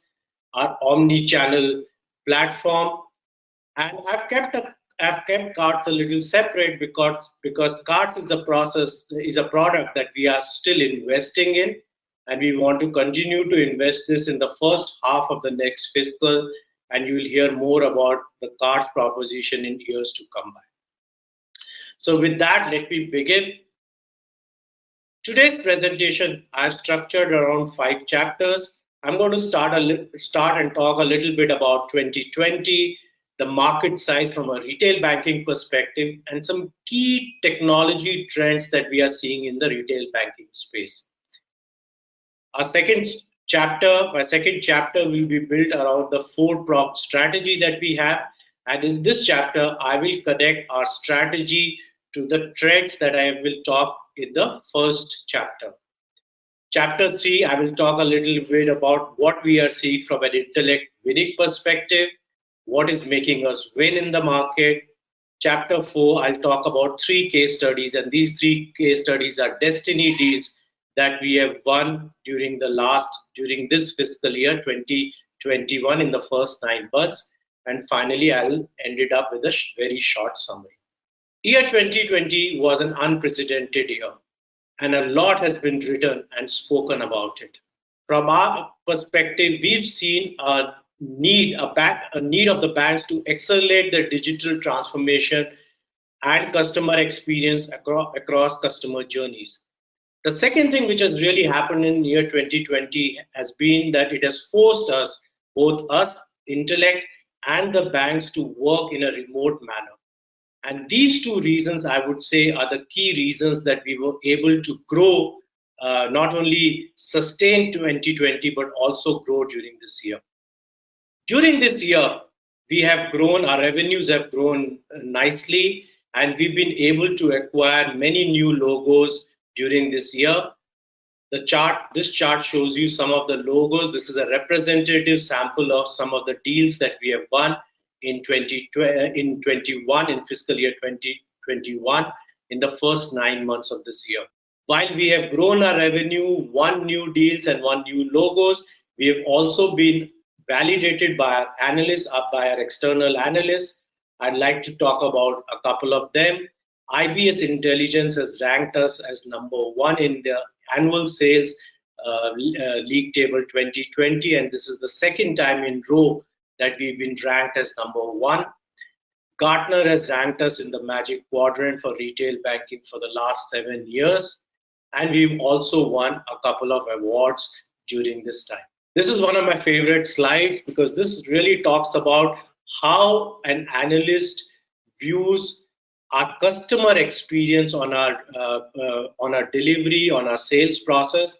So this chart gives you the way to read this chart is really, if you look at, for example, let's look at Temenos. Temenos has had 65 reviews done by their customers, and they've got a rating on a scale of 1 to 5, which is a 3.8 scale rating. If you look at Intellect, we've had 32 customers who have reviewed us and have given us a rating of 4.4. Needless to say, Intellect continues to be the highest rating among our peers in this survey, and this is a very objective survey which is done in a very confidential manner by Gartner every year, and this is the latest survey results that I'm sharing with you. Let me move on to size of the market. From a size of the market perspective, based on our own assumptions and the way we look at the market, we believe that the total addressable market for retail banking technology space is around $60 billion. When I remove the markets where we are not present, etc., we believe that the service addressable market that Intellect has as of today is about $11 billion. This market is growing at a CAGR of 10%, so we assume that this $11 billion will become about $16 billion by 2025. What's also interesting to note here is the SaaS revenue component. You can see that the SaaS revenue component is about 15% right now, but as we grow, it grows disproportionately higher, and by 2025, we expect the SaaS revenue to be 40% of the total market revenue pool size. The interesting point and the important point on this slide really is that if I look at the market space and the opportunity that exists for Intellect, at least for the next foreseeable future, for the next couple of years, I think we have enough headroom for growth from a retail banking perspective. Let me talk a little bit about the trends that we are seeing in the market, and these are the trends that we believe are the trends, and these are also the trends that when we talk to our customers, we talk to our prospects, and when we talk to our analysts, this is what we are hearing in the space. From a retail bank technology trends perspective, there are 6 important trends that we are seeing. The first and the most important trend is the digital customer experience, especially around digital onboarding. Most of the customers are looking at an API first, open API and a cloud native architecture. Cloud and SaaS, we've talked about it, it's seeing a rapid acceleration. Agility and DevOps, and that's an important point because no longer are banks interested to have a long waterfall type of an implementation. Gone are the days when the banks would expect 18 to 24 months of implementation. What we are seeing now in the market, more and more need of the market is agile implementation and DevOps. Data insights is becoming the new oil. I think we've already had a presentation about this, so I won't belabor this point, but data insights using AI machine learning on some customer journeys is becoming more and more important. And finally, last but not the least, marketplace and ecosystem thinking is becoming important. So that was really chapter 1. As we move to chapter 2, I think from an Intellect perspective, you've heard us many times talk about our strategy of a calibrated, consistent, and profitable growth trajectory. in medium to long term. But if you look at it from a GCB perspective, our purpose is very simple. Our purpose is to enable our customers, which are in our case banks and financial institutions, deliver customer delight to their customer at the lowest TCO. And in order to meet this purpose, our strategy is really a four-pronged strategy. It's built around 4 pillars. The first pillar is around architecture, how the latest technology architecture is a key strategy pillar number 1 for our growth. The second strategic pillar is really around our product growth, our line of product growth engines. The third strategy is built around Europe. It's about Europe strategy. And fourth is really about marketplace. Let me spend a couple of minutes on each of these 4 strategic pillars. Let me first talk about the technology architecture. About 12 months back, we moved in a journey from moving into API first, open API cloud native architecture, and that's a journey that we started about 12 months back. And I believe that in the last 12 months, we are now in a market leading position from an architecture perspective. So all our products are in a microservices architecture. We use container technology for deployment, flexibility, and scaling. I already talked about agile implementation and continuous delivery. We're building a DevOps culture.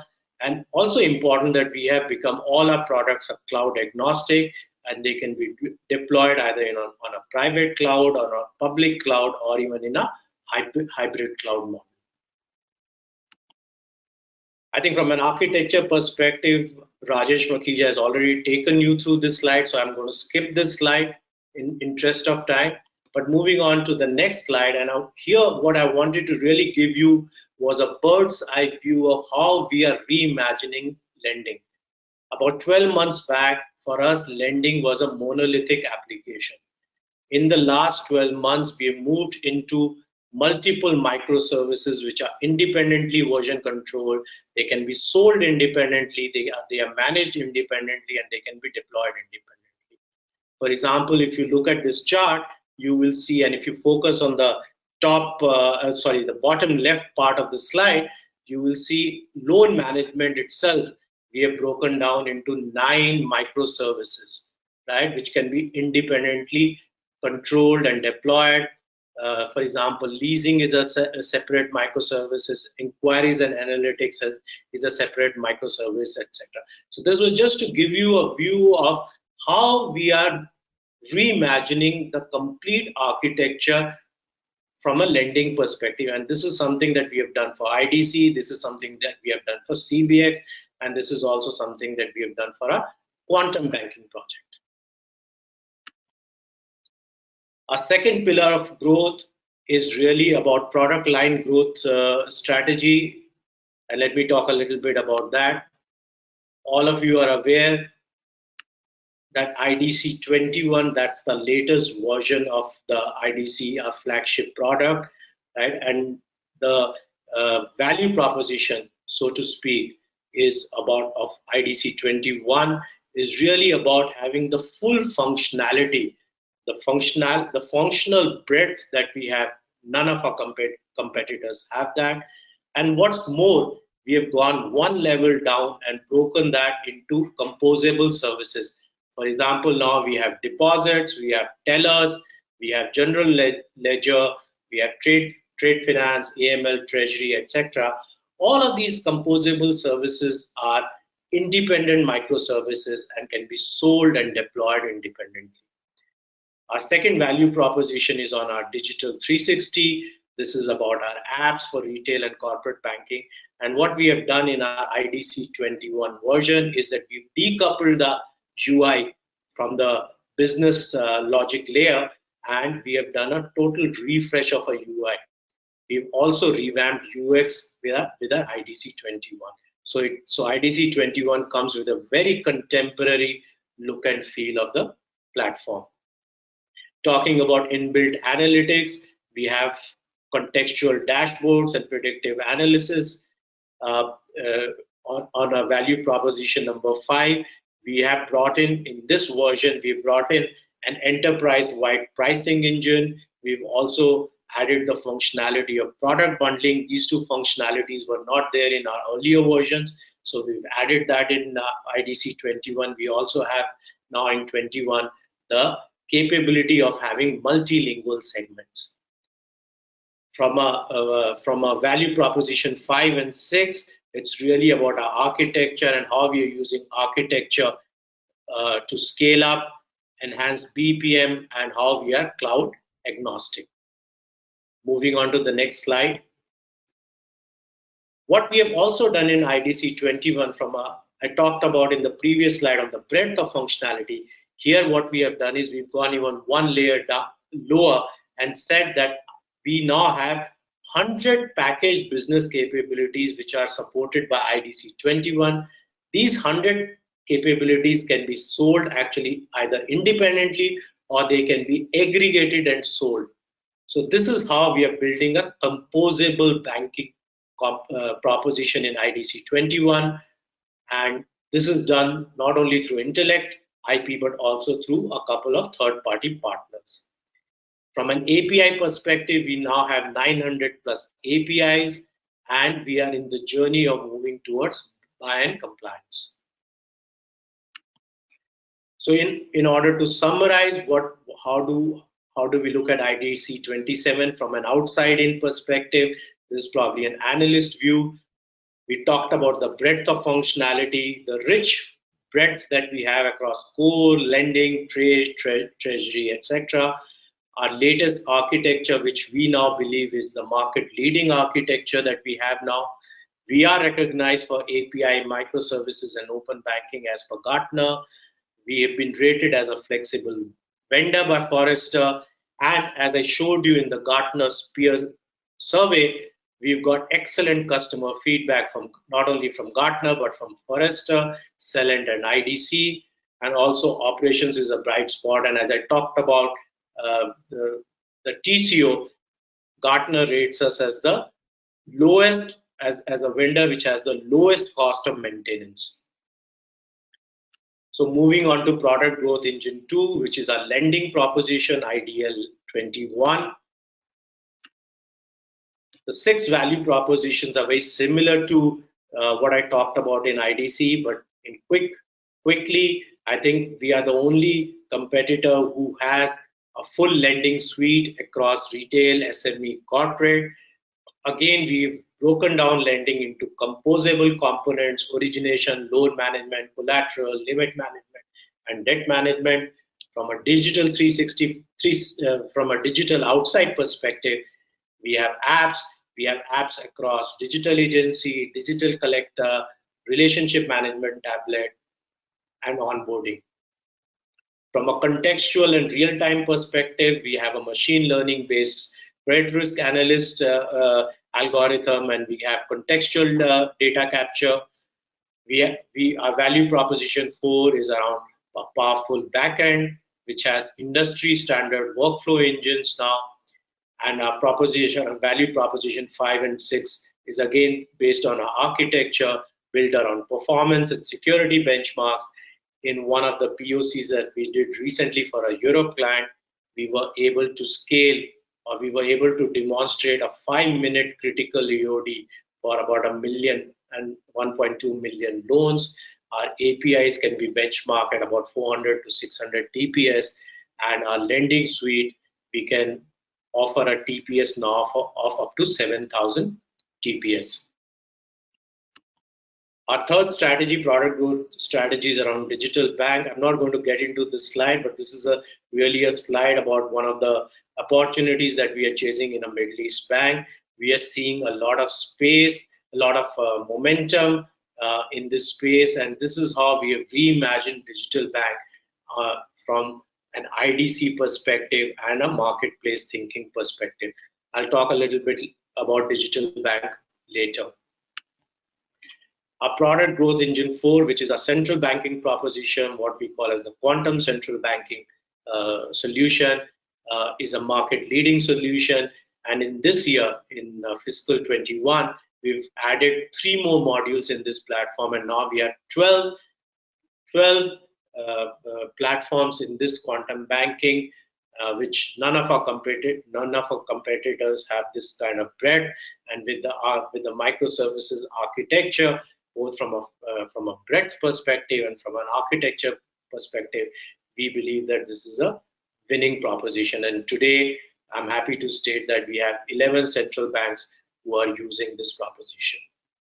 So this proposition cuts across banking services, government services, general ledger, vault management, collateral management, credit market operations, treasury and risk, and trade finance, and national payment system, credit aggregation, and cross-border foreign exchange and transaction. Let me talk a little bit about Europe. We've talked about Europe, and Europe has delivered a good double-digit growth for us this year and will continue to grow well for us. Our strategy around Europe is simple. We want to build capabilities around two countries, UK and Germany. We already have capabilities built in UK. Now we are building our capabilities in Germany, and that's work in progress. We're building our solution, delivery, and hosting capabilities in Germany. We have two marquee clients, Caterpillar and Otto in Germany, and we are in last two in many deals. We want to leverage these two accounts, and both these accounts are referenceable. We want to leverage these two accounts and grow our footprint in this market. We are in the process of developing or building a fully hosted IDC solution in AWS in Germany, and we already have that solution in UK. Our solution is regulatory compliant, open banking compliant, and PSD2 compliant. And shortly, in the next couple of weeks and months, we will be launching a new product in Europe that has been custom built. We are tentatively calling it Credit 360, but that's a product that will be shortly launching in Europe. Just to give you a couple of key points about this new platform, Credit 360, as we are calling it, this is a custom designed solution. This is something that we have seen is a white space in Europe, and we have custom designed it. We've custom designed this solution for Europe from us. It basically has a convergence of lending, cards, and payments. And what we have done here is that we have really curated this solution from the multiple IPs that we have. It has the cloud native architecture, and you will hear in the coming weeks and months about this solution from us. Last but not the least, our strategy is really around marketplace. And this is an important slide of how we're looking at and trying to build a retail banking operating system.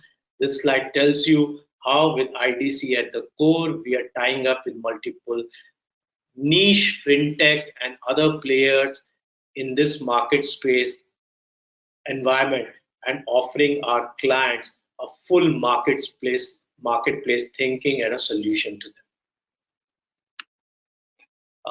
How do we compare vis-a-vis competition? We started late in this journey. Actually, we started last year in this journey, and probably Mambu is the gold standard in this. Mambu started this journey from a marketplace perspective in 2014, and we still need to do a lot of catch up, but we are well on its way, and hopefully by the end of this year, we will be competitively much better placed and would be at par with some of our competitors from a marketplace perspective.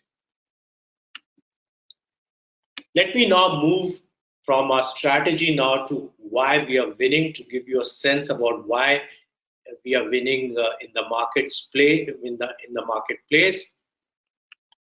So there are really 6 reasons that we have seen, and this is what our salespeople, our solution people tell us when we talk, and also our clients and prospect tell us when we say why we are winning in the marketplace. Our first and most important thing is our breadth of functionality, that the functionality or the breadth that we bring to the table, none of our competitors is able to bring. The second thing, and I think I talked about this, we started our journey of modernizing from an architecture perspective, 12 months back, we went into that journey. This is a journey of building a completely API-first, open API and cloud-native architecture. My belief is that at the stage that where we are now market leading from an architecture perspective. While we bring the breadth, as I talked about in the first point, our domain expertise gives us the depth that we bring by our BFSI pedigree. When we talk to our customers and our prospects, most of our customers tell that the way you understand my business, the way you are able to articulate the solution, none of your competitors are able to do that. And that's because of the domain expertise, the BFSI pedigree that we bring. I think I talked earlier about agile implementation and how it's becoming more and more important, and how we are moving from a waterfall method to an agile implementation.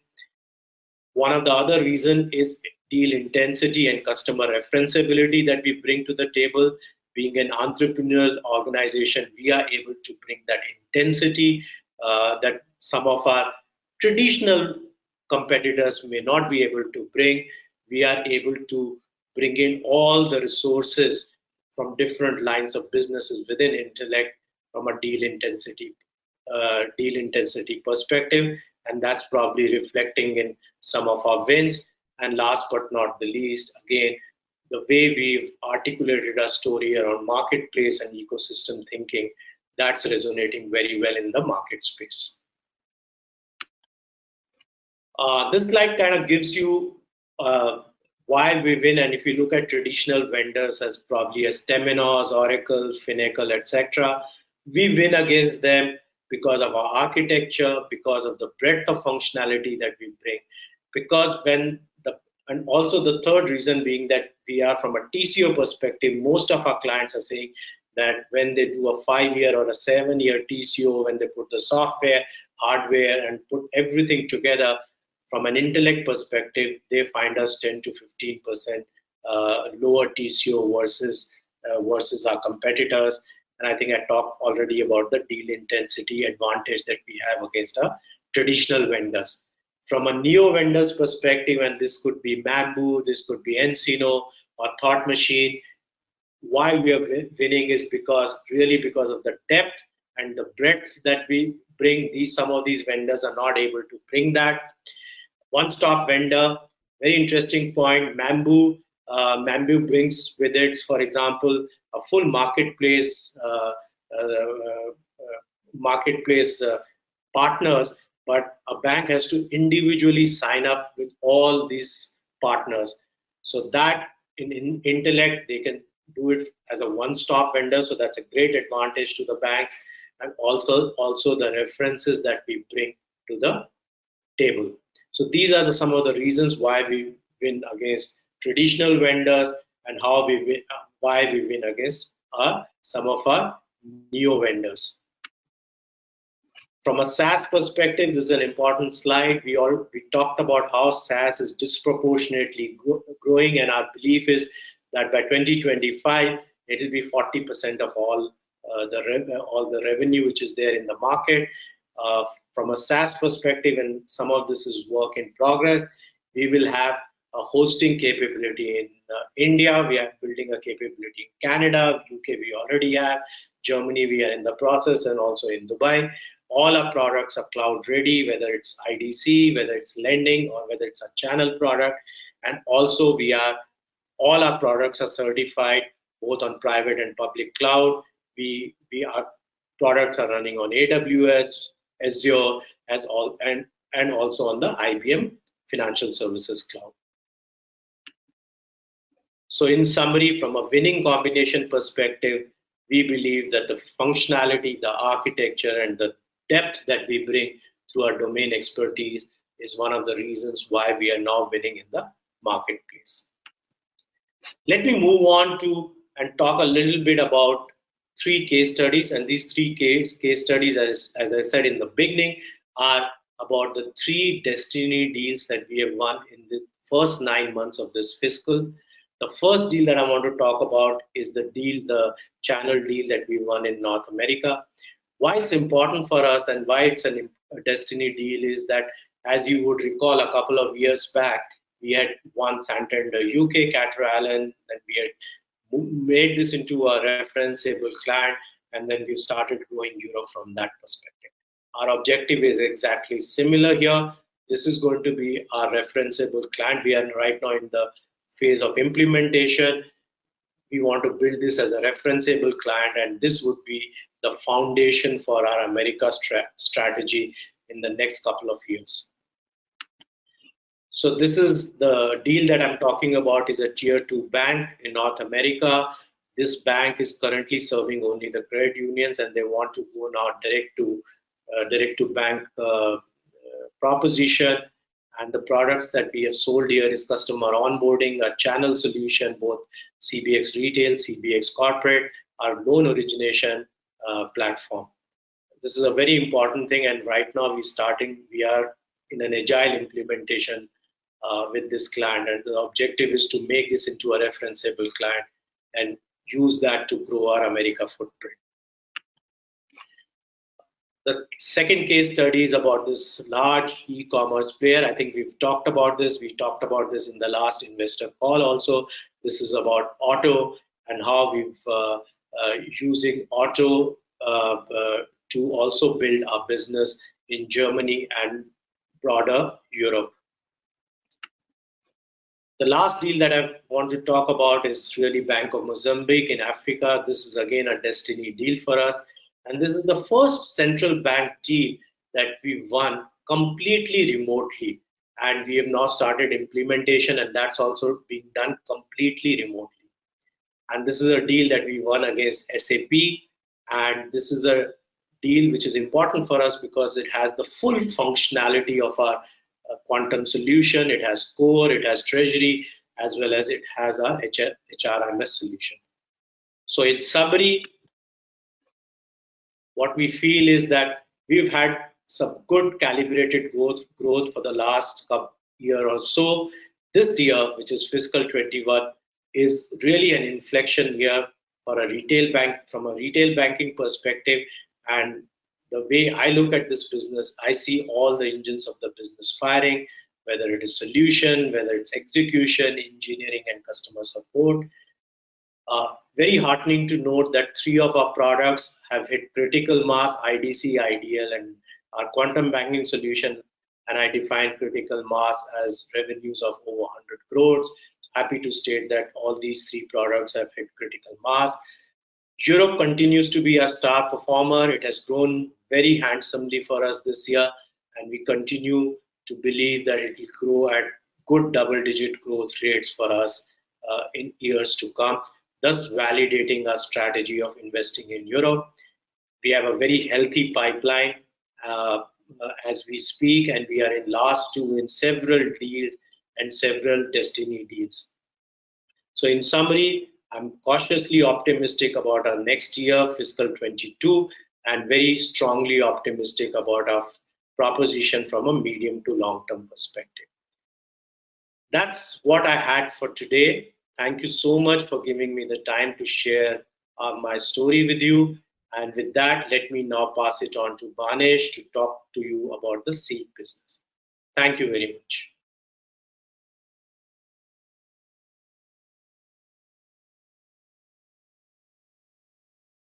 Hi, thank you, Rajesh, for a good, interesting presentation. What I'm going to discuss today is the Intellect Seek business, which started with the insurance business first in North America. Recently, we've got a lot of requirements for products in the non-insurance and the non-BFSI area. So if you actually look at the data that we have right now, you heard from my colleagues earlier today on cloud and data platforms, and that Intellect has built these platforms, and it is in use today for Seek in 12 leading companies, and all of them are on a subscription model. The business and culture of being born on the cloud, not only the infrastructure, but also the product and the platform, makes good scalability and agility for our clients today. Clearly, the pandemic has accelerated the use of these technologies, And research from the analysts and the consultants shows that companies that have adopted these technologies are performing many multiples better financially than the non-adopters. You will see on the slide, data is the new oil. Now, you already had a presentation around that, but our cloud platform that is being used has aggregated several thousands of data elements and sources together. And it's hosted on the cloud so that our clients can use this data in addition to the own data that they have in such a way that they can triangulate this data, validate and enrich it as necessary so that they can improve their revenue growth, improve their risk management, and thereby they're in a position to significantly improve both their customer onboarding as well as approval rates of the customers that they onboard. If you go forth, the Seek business at the heart of it has had AI. Now, AI and machine learning adoption by us on our platform and products actually helps us make the clients transition from the digital age to the information age a lot easier. You will see some insight of that later on in the examples we have.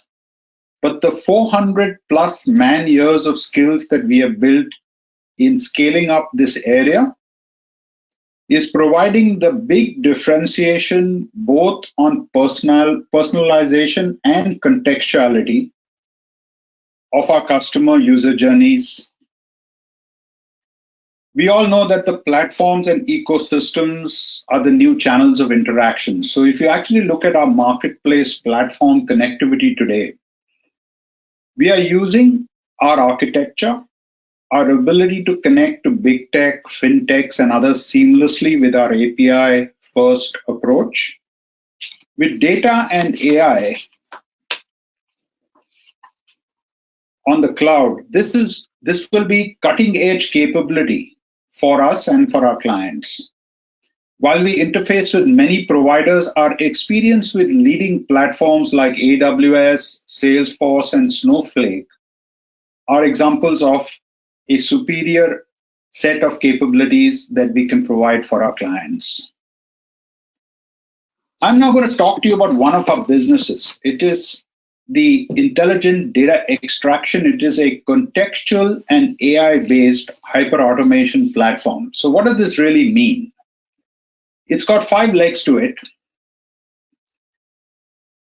Our platform is a contextual cloud engine that can classify documents very easily. Now, let me give you an example of what really this means. Later on, I'm going to touch on each of these elements, but the classification, the extraction, thereafter the validation and enrichment of these documents, the verification and integration are the 5 modules that make up this complete end-to-end Intellect data extraction platform. It's been rated very well. We won a Celent Award with a large UK wealth provider that we provide this service for. But if you look at the slide here, you will see Novarica recently rated Intellect Seek as one of the most advanced underwriting platforms. Now, underwriting is one of the ways we use these 5 capabilities to be able to actually help a client end-to-end deliver superior customer experience. You will see over here established competitors of ours and some very large players who are there in the general extraction market like Microsoft, Google Cloud, and AWS. But what makes us different is the way in which we use a combination of data and the end-to-end processing of the documents to make a difference to the clients. So what does the classification, which is the first leg, involve? It's really a contextual recognition of documents that are sent and uploaded by customers. So all of you upload documents today, and very often more complex customers, sometimes sending, one of our clients sends 500 document types. They're never sorted in the right way. So what actually this platform does is that it can intelligently split and sort document bundles, which are very complex, and it can then classify the pages and sections within these documents so that the actual processing of this document can be significantly faster and easier using this machine learning and AI capability. After we classify the document, the next stage, as I'm showing here, is extraction. I think the key difference here is that we can take structured, semi-structured, unstructured data from these documents, and thereafter, with very little human intervention, these documents can then be used by the client for actually going to the next stage of processing. Now, in the old model, extraction actually involved some kind of a BPO or another organization data inputting some of this information, and it used to take a long time. Today, the machine and our platform has the capability to extract this data and digitize it very, very fast. So sometimes what used to take days is now done in minutes, and the accuracy level of this extraction has already been achieved around 98% with a recent client of ours. Now, after extraction, what really happens, right? Once you extract the data, so you classify the data, you've extracted the data, and now you are actually validating and enriching the data. So what the machine learning algorithm does for validation and enrichment is that it actually can look at your existing data. And I'm going to give you a simple example, which many of you will relate to, which is over here mentioned as the Intellect Magic Aadhaar that we launched recently. So when customers actually give you documents, they would give you an application, let's say with an address and a separate document with the Aadhaar card. The ability for this platform, very simply, to be able to identify the address from different documents, match them, and validate them is an internal validation of these documents. But if you actually go after and validate documents externally, you could actually go and validate that with the UIDAI authentication platform. So the ability to validate documents becomes very interesting. Now, based on the validation, you can enrich the document with additional information which was not there or not input in the right set of documents that the customer uploaded. So this has become a very interesting part, and this is one of the reasons why Novarika and some of the consultants have rated our platform better than the others. Now, if you go from there to verification, here what you actually do is you provide a score of those data that you can then bring the human in the loop to verify. Now, as the machine becomes smarter and smarter through machine learning, the verification percentages will become lesser, but you can take a decision where you want the human to come in the loop and verify and where you don't want to do that. In some areas, you'll just want to do straight through processing. In certain other areas, you'll want a verification to be done by the by the user. We are seeing a lot of use cases for this. The Aadhaar example is classic. There are customers talking to us today in tens of millions. As a matter of fact, there's a customer with a backlog with maybe over 100 million documents that they need us to identify where all in the documents is an Aadhaar card, extract it, and mask the Aadhaar card from a privacy and security perspective, because one of the regulatory mandates, and I believe the Honorable Supreme Court has also talked about ensuring that Aadhaar card information is maintained from a privacy perspective. And therefore, masking the document can be very easily done using technology like the one we have built, rather than going through the route of doing this all manually, which is actually almost impossible to do when you have tens of millions of documents that are flowing through. Now, remember, the Aadhaar is not limited to insurance businesses or BFSI, and it applies to a variety of people. And you would all relate to how many times that you had to give Aadhaar card for different activities in your day-to-day life.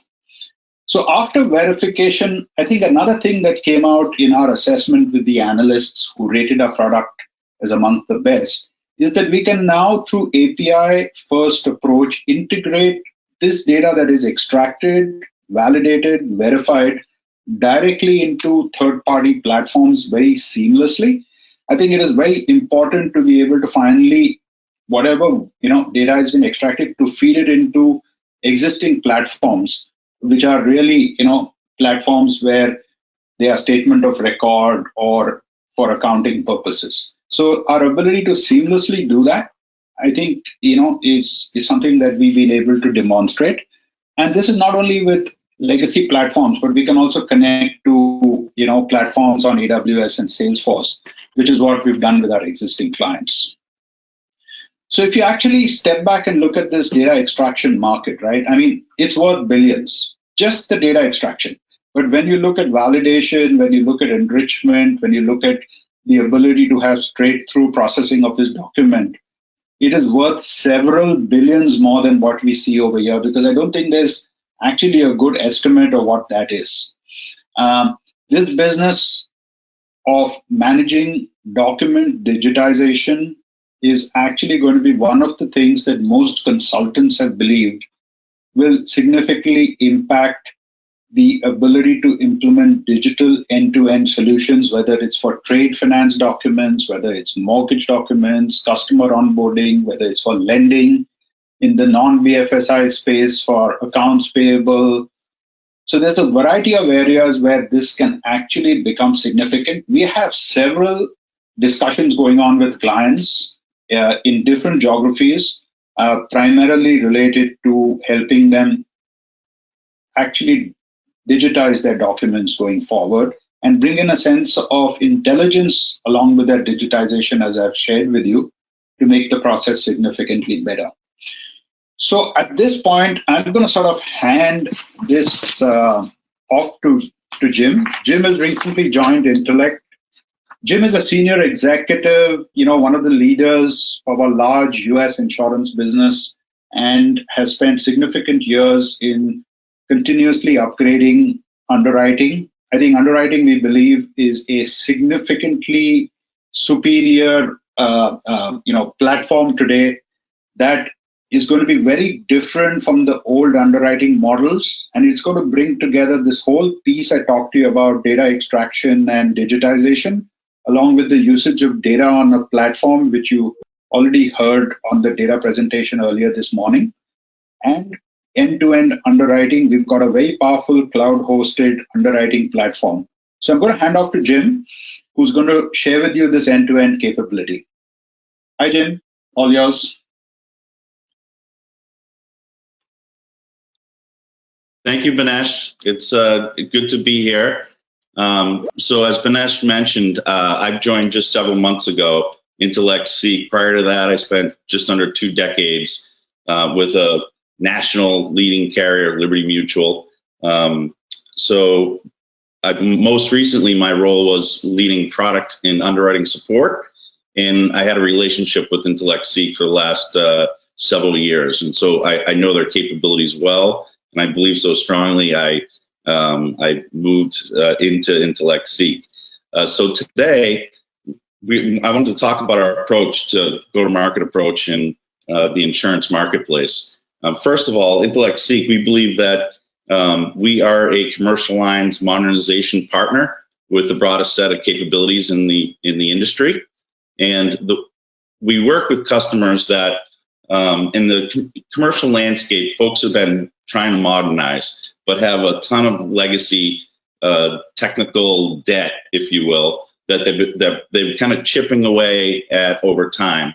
Our approach is really enabling efficiency by bringing contextual AI and machine learning to enable transformation. But in addition to that, we're bringing our third-party data expertise to the game. So while helping them get more efficient, we're also helping them get more sophisticated at the same time. And in our capability set, as I've said, is as broad of an offering as there is in the industry. The next slide, I'll transition and kind of lay out the underwriting process to give some context to the value that we bring to many of our customers. The process today is very manual in nature. Everything from submissions that come in from a broker and agent is manually. There's a manual intake process. Many carriers have a back office function where they're manually taking in information, manually getting it into their underwriting platforms. This leads to a very long cycle time. And then next, there'll be a manual assessment or collaboration back and forth with brokers. And then ultimately, manual decision making. So individual mid-market size of risks for a carrier can be up to 30 days of an underwriting decision response time. What we do is work with carriers to modernize. We bring AI and machine learning to not only cut that turnaround time down significantly, sometimes to minutes, what used to be days or weeks, not only make it more efficient, but also add context and information at the point where it's necessary for an underwriter so that we enable them to make better underwriting decisions and then ultimately out-select competitors and have better earnings than competitors. So the very manual process that you see up top here, the manual intake transitions to leveraging AI, machine learning for an immediate ingestion of data. And that data comes in all different shapes and sizes, as Banesh had pointed out. And not only do we ingest it in almost immediately, but we're going out and proving the accuracy of the information. So efficiency, yes, but also we're improving the quality of data, which ultimately leads to better decision making. Next, automatic insights and collaboration. I'll talk a lot about our solutions in an upcoming slide, but here we're helping underwriters. We're making better decisions. We're helping them get smarter at every step of the underwriting process by ingesting information and data that helps them make better decisions. So lastly, just as I said before, the decisions are transformed from days, weeks to minutes or hours. So it's fundamentally less time and much more sophistication. And so carriers that aren't investing in this space today are clearly going to be left behind, as those that do have advanced sophistication and lower costs. And it'll really create a big wedge, which I ultimately believe that'll result in consolidation in the industry for the winners in the space. So it's critical that carriers are investing in the space. On the next slide, I'll talk a little bit more specifically about the solutions that we bring to the marketplace. On the left-hand side here, you see the underwriting process. We have solutions where we partner with carriers to customize solutions at almost every step of the underwriting process. And I'll start with at the top. There's in the mid-sized commercial space, you have underwriters that are approaching brokers and agents and trying to target very specific accounts. A broker agent is constantly asking carriers, what do you want? What types of risk do you want? And so what we do is we bring third-party data to carriers, help them create a proprietary, customized, sophisticated modeling by injecting our third-party data to potential prospects so that they can differentiate them. And so they're getting much more sophisticated in which risks they're going after. The next is, which Banesh had highlighted, is what we call magic submission. And that's a submission intake, all of the ingestion of all the data that a commercial lines carrier would need, which is then triangulated, which is one of our biggest value props. Not only can we bring it in, because we have some competitors that can ingest data, but we have the most sophisticated algorithms to ensure the most accurate ingestion of data, which is one of our biggest value props. Next is submission prioritization. So carriers are constantly struggling with, they have all these submissions. How do they figure out which one to work on, right? So you can get your biggest return at every step of the funnel, if you will. And so we bring third-party data to the game to help prioritize submissions as they come in and help them differentiate which one is most likely to win and which one's most likely to be most profitable. Next is risk analyst, which is really now that you've decided that you want to put a quote on a risk, we bring almost over 3,000 data elements to the underwriting process to help underwriters at the point of making that decision on price and quality to really drive the insights for carriers to understand their exposures better than their competitors. And ultimately, that's the name of the game for underwriting. To the extent that you understand the exposure best, you'll certainly be able to outselect your competitors. Next, we have, throughout all of this process, we have an underwriting workstation, which we call Exponent. It is a full end-to-end underwriting platform that I think is best in class in the marketplace. And we offer that to our carriers and customers. And all of these products integrate seamlessly together. Lastly, I'll say Intellect Seek is really differentiated in the marketplace, not from just our off-the-shelf products, data ingestion, and our over 3,000 data elements to supplement it, but along with our underwriting workstation, we also have significant expertise in agile technology teams that we can bring to our customers to help augment their investments, as well as data scientists, groups of data scientists that have deep expertise that we also bring to our customers to help augment their solutions. The number one job opening in the marketplace is on any insurance carrier today.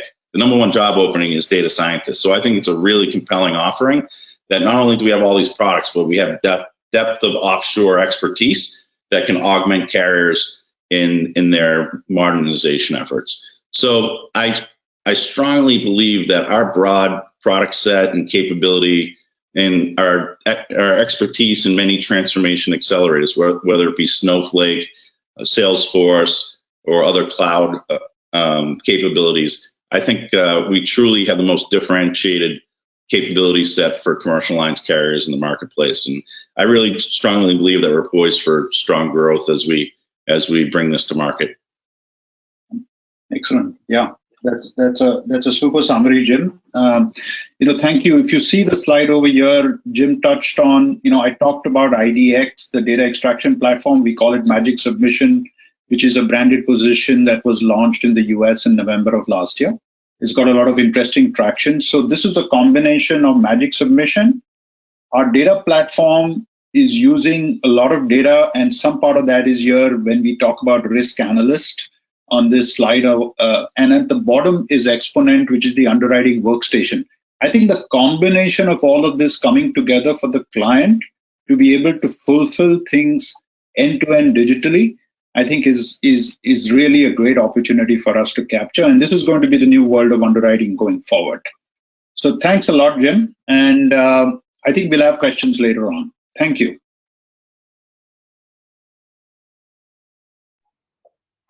Hello, thank you, Manish, for presenting GTB, Rajesh for presenting retail banking, and Banesh for presenting insurance in US, I think, which is the most competitive market where we are, and Jim for presenting it. These four players would have given you some view of why our products are competitive, why our growth is sustainable in coming years. Now let me just connect with other cycles which are not been presented today. We have a good product set in what we call RTM, which is we are planning to monetize sometime in 22-23. This is about treasury, brokerage, and market. We have a great product in wealth, and we have a great business which is emerging, is the government e-marketplace GEM, where we have bid on a transaction basis. That is the kind of elements which we have worked out. So the GEM is a good business emerging, which is on a cloud and subscription base, which we won against Amazon in 2018. So that is business is now getting into a good traction now. So these are the levers which we are going forward with. Just to give you the summarization of the presentation that why some products are in a flywheel effect. And Jim Collins has written in Good to Great that at certain point of time you get a flywheel effect. Initially, we need to have a successful wins to create a referenceability.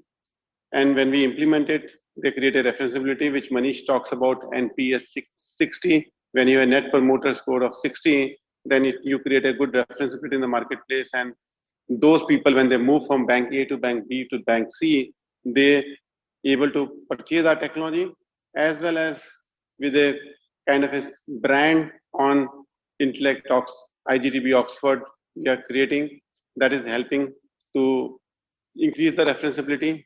When referenceability increases, the same product implemented 5 times, 6 times, 7 times, now it's 57 times, then the implementation cycle comes down. So it means my cost of implementation comes down. It means my margin on the same product significantly improve, and which has been showing up in last 4 quarters.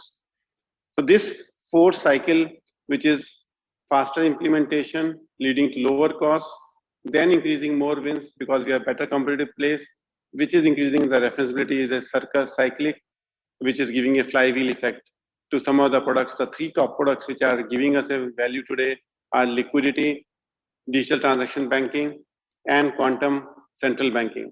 These are the topmost 3 leadership quadrant. The next 3 products are IDC, the payments, the IDA, Intellect Digital Lending. These are the next 3 products are giving significant pipeline, along with trade and supply chain finance, as Manish was putting it, that it was starting product, and now in a new avatar, it's giving a significant new traction line. So these 4 products will give us a, and then the next pipeline of the products are there. So this is a one dimension of monetization cycle 1. So I call this set of 12 products one by one, calibrated manner, which will give us a growth of double-digit growth in coming years. Now, along with that, there is a second cycle of monetization which is happening around AI, and there are some questions around it. Can data platform be applied outside the BFSI platform? Yes, IDX is a horizontal platform. It can be applied in SAP payment module. It can be for any document, intelligent document extraction. It can be applied there. So there are some questions. I'll invite some of the questions to be answered by Rajesh. One question is around GCB, Rajesh, for you, which is saying why in Europe, what do you see GCB scope when there's a good player, an embedded player like Temenos sitting there, they are entrenched there. How do you see the market for Europe? So can you respond to that question? Sure. First of all, that's a great question. And I think I kind of answered that in one of my slides where I talked about traditional players and new players. But let me answer this question from specifically from a Temenos perspective in Europe. Why are we winning against Temenos, and why do we feel that we will win against Temenos? So I think probably there are 3 main reasons why we are winning. So let me talk about that. The first reason is I talked about the functional depth and the architecture that we have, the microservices architecture. What it does for us is it really is we are able to curate, right? We are able to curate a solution and give it to the customer. If you look at Temenos from that perspective, probably they're still in that journey. They're still more monolithic and they're not able to curate that solution. So that's one. We are seeing, so the banks where we are seeing, and I talked about our Credit 360 proposition, there is a space, there is a white space which has a combination of payments, deposits, lending, cards. And I think there we have a sweet spot. So that's point number 1. The point number 2 is really around how do we build on the fewer references that we have versus let's say a Temenos. So the model that we have adopted here is really a model of building very rapid proof of concepts. right? Because of, again, our solution, which is completely composable, and I think we talked about iTurmeric as a platform, we are able to show and curate a solution to the customer in as short as 3 weeks and give it to that customer so that he can look and feel the solution themselves, which probably a Temenos or some of the traditional vendors are not able to do. To give you an example, when we looked at Auto, and when we, Auto is a very large mega destiny deal for us, and we had initially in the long list, we also had Temenos in that long list. The reason why we won there was that we had to go through a 16-week, very detailed POC with them. And there the customer was able to get that comfort that our solution fits their need, both from a functionality perspective and architecture perspective. And point number 3, which is more of a hygiene answer, is that our solutions are now Europe compliant. We have invested in the last couple of years to make them Europe compliant, whether they are regulated, whether it's about regulation, whether it's about PSD2, whether it is about open banking. So our solutions are now Europe compliant. So I think I would say these are the 3 reasons that we are, and we are winning against Temenos in Europe. It's not that we are not winning against Temenos. So we are winning against Temenos. And that to me is probably the reason why we have a good chance of continuing to win against Temenos in Europe. Thank you, Rajesh, for the confidence and the white spaces you highlighted. There are a few questions. Vaishali has asked, what is the market size of Magic Aadhaar product in India?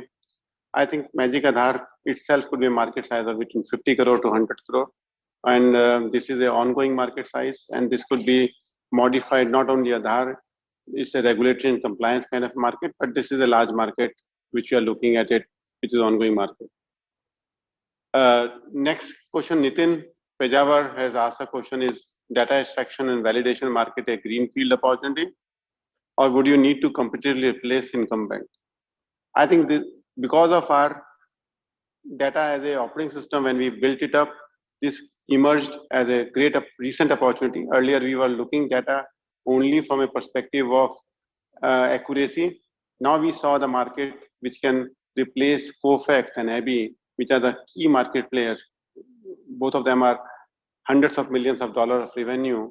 We can disrupt that market because of algorithms. We are able to do it. We could able to build up a relationship metrics algorithm, which is completely disrupting the market, because most of the market are computer vision technologies, not contextual relationship metrics technologies. And that model and algorithm which we have able to crack, it opens up significant new horizon, whether on BFSI space and outside the BFSI space. So we are just as of now estimating the size of the market.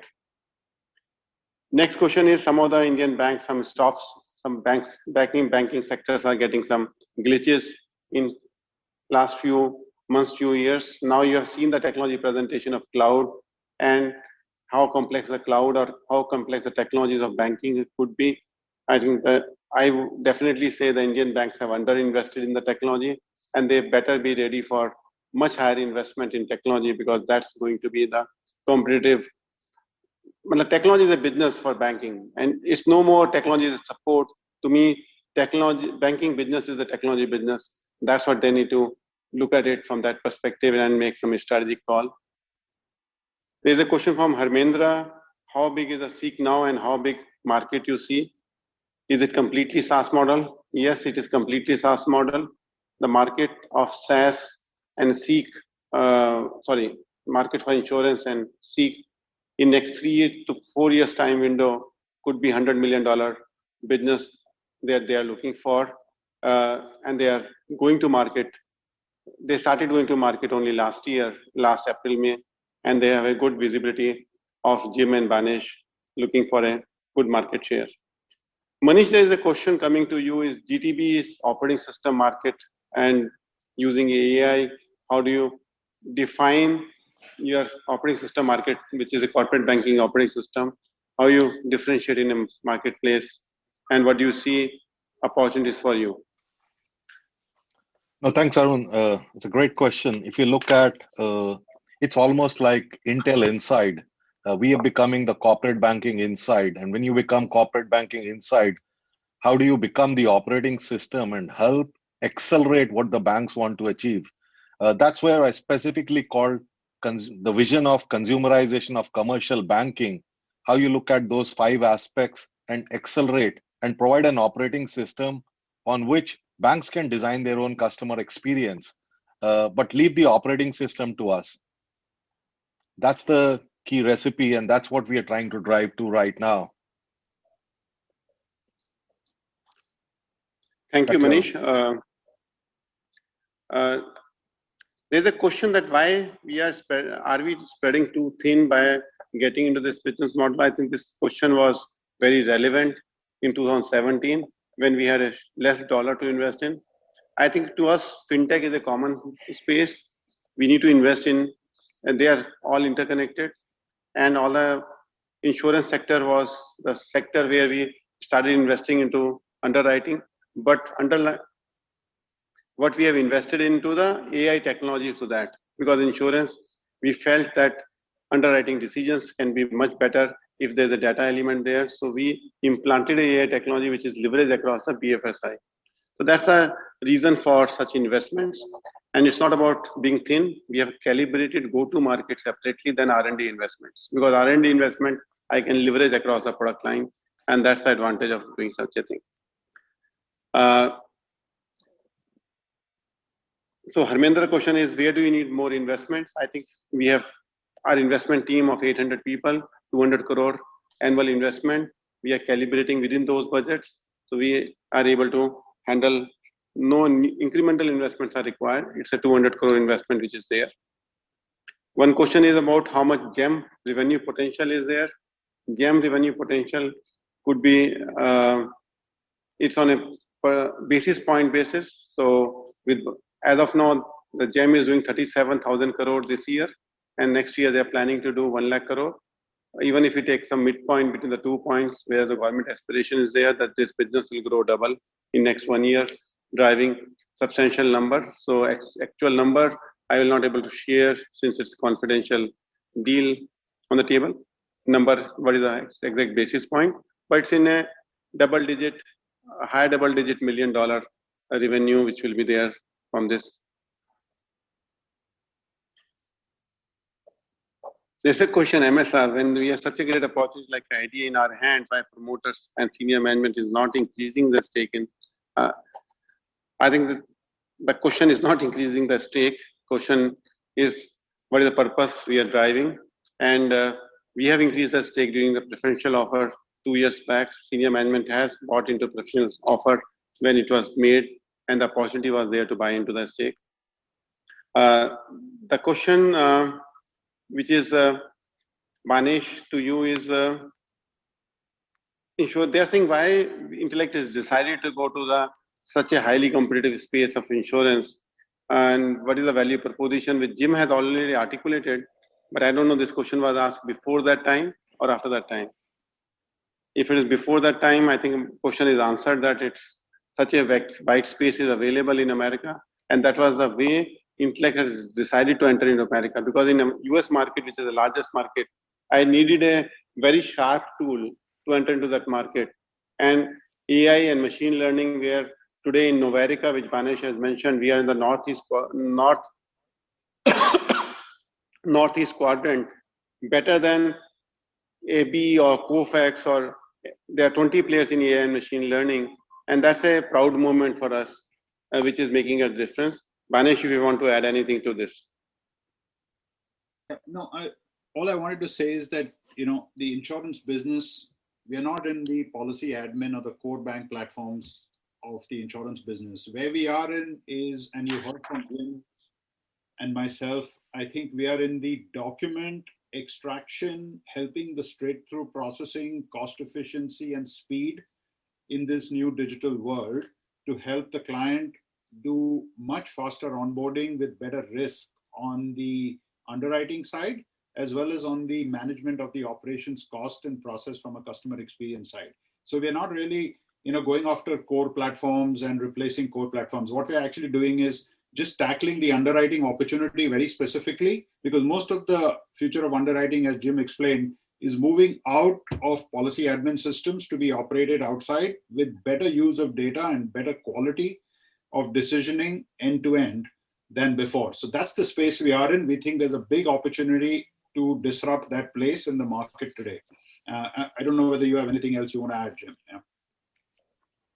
Yeah, well said, Banesh. I would say there's, in the data space, is really point solution providers. There's really no competitors that have the breadth of data and technology and data science, and agile tech teams. So, we're as broad of a modernization partner, and that is really resonating. The other thing I'd say is I think our AI machine learning, the way it was built and with the end user in mind, differentiates us certainly. And then lastly, I said the sophistication of our algorithms, and I think ultimately drives the most accurate data in the space. So while it may seem highly penetrated on the policy admin platform, on the data and underwriting space, we have a clear advantage in my mind. Yeah, so just Jagdish has asked how many IP patents are there. So all the products are IP anyway, which is copyright and IP, but we have applied almost 15 to 20 patents we are working on right now. And they are in various stages of preparing the patents and application. So there are a lot of technologies in AI are patentable, a lot of technologies and our corporate banking operating systems are patentable. So we are working on those technologies for the patentable. There's a lot of question on Temenos versus Intellect. I think that's a question has really taken Rajesh your presentation, that are we there? What is the margin gap of their growth of 17-20%? They have promised that they will have a ARR growth of 70-20%. Are we able to do that or catch up with them? So these are the few questions on ECB. Would you like to take up those questions on these against Temenos? Well, let's say war against Temenos. I think it's an interesting point. So what we are seeing in the market, right? And we are seeing Temenos, and Temenos is one of our main competitors in most of the deals that we are seeing now. So I think that's there, and we have a fair in the deals that we participate. We are seeing maybe 50-50 if I see between Temenos and us from a winning perspective, right? Maybe we win, let's say out of 5 deals, they would win 3 deals and we would win 2 deals. That kind of ratio is what we are seeing. I'm not talking about deals where we don't compete with them. So that's what we are seeing in the market, space. And this is market not only across Europe, but we are also seeing them in very aggressively in Africa. We are seeing them in Asia. We are seeing them in Middle East also. So that's one.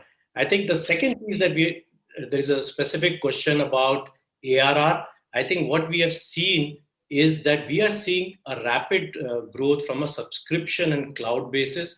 I think retail banking or GCB started the journey about a year and a half back with our first client in Catalan. We also have a client in India. So we've been in this journey for some time. And we are seeing a rapid buildup of this growth. While I can't share the numbers of what is our the year-on-year cloud revenue that we are seeing, but it needless to say, as Arun was explaining, this keeps building very rapidly. So we can see growth of over 50%, 50 to 70% year-on-year growth on the on subscription-related revenue. So that's what we are seeing. It grows very, very rapidly. So that's what we are seeing. Okay, thank you. Are all Intellect products BaNCS or open banking compliant? Yes, open banking. We have 711 APIs. They are open banking compliant. They are working out of UK. There are some questions. I can answer that. Yeah, sure, please. BaNCS side, you can answer it. Yeah, so I think BaNCS is an emerging trend, right? It's a trend which is driven mostly by Gartner, and it's mostly driven by tier 1 clients. So it's a journey. So we are in the journey of moving our APIs to a BaNCS compliance. So it's not, there's nobody who's fully ban compliant in the market space today, but it's a journey that we are doing. So we are in multiple task force along with other players and tier one banks trying to move our APIs in from a ban compliance perspective. Yeah, so there's some questions around what is the typical tenure of SaaS contract. Typical SaaS and cloud contract, if you look at Salesforce.com and other contracts in banking space, can go up to 10 years to 15 years, but the customers typically sign for 3 to 5 years, but typically it goes for 10 to 15 years and maybe longer for it because it's a addiction technology which is used.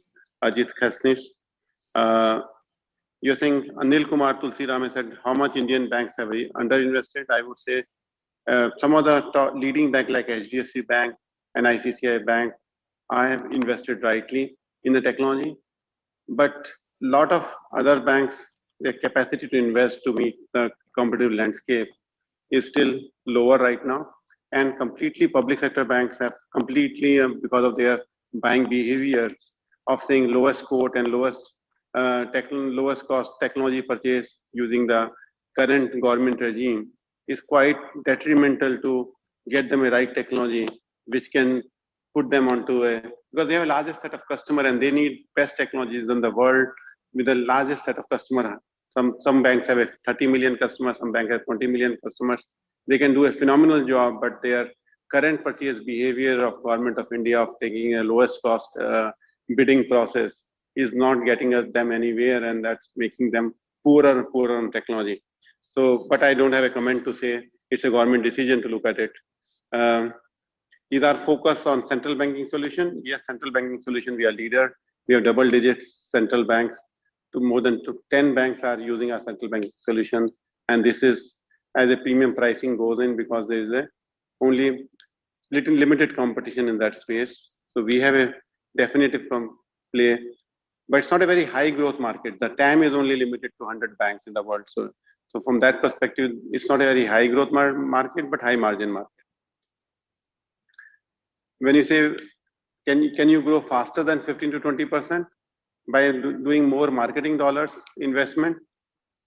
Sure, we can grow more than 15 to 20% with more marketing dollars. And these are the questions which are there for the board meeting, which is coming up next week, that how much we should spend, not spend, because we have built up a predictability after a lot of tough quarters. We'll be careful that we are not overspending the money for not to lose the focus on investor and consistent performance on financial terms. So that is the other question which is there. It's already 7:05. I'm seeing the watch. If you can open the question, few raised hands are there. If you can just open the question which is beyond this, I think, but I love the questions which is coming in over here. Nachu, if you can open the question. Thank you, Arun. Jagdish Kumar, you may ask your questions now.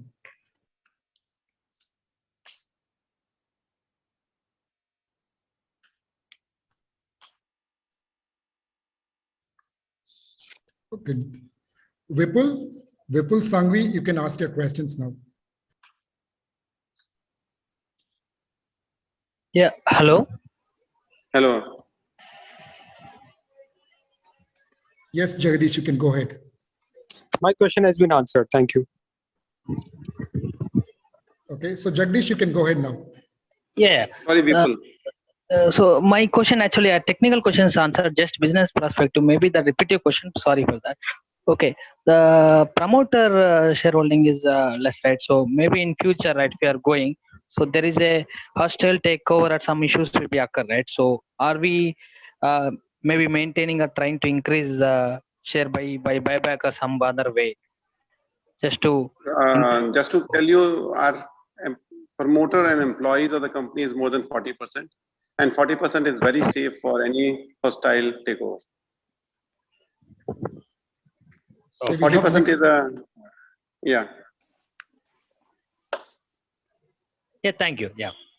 Thank you.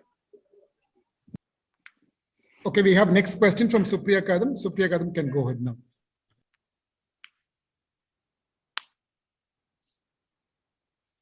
Thank you, sir. My questions have been answered. Thank you. Ashil Shetia, you can ask your questions now.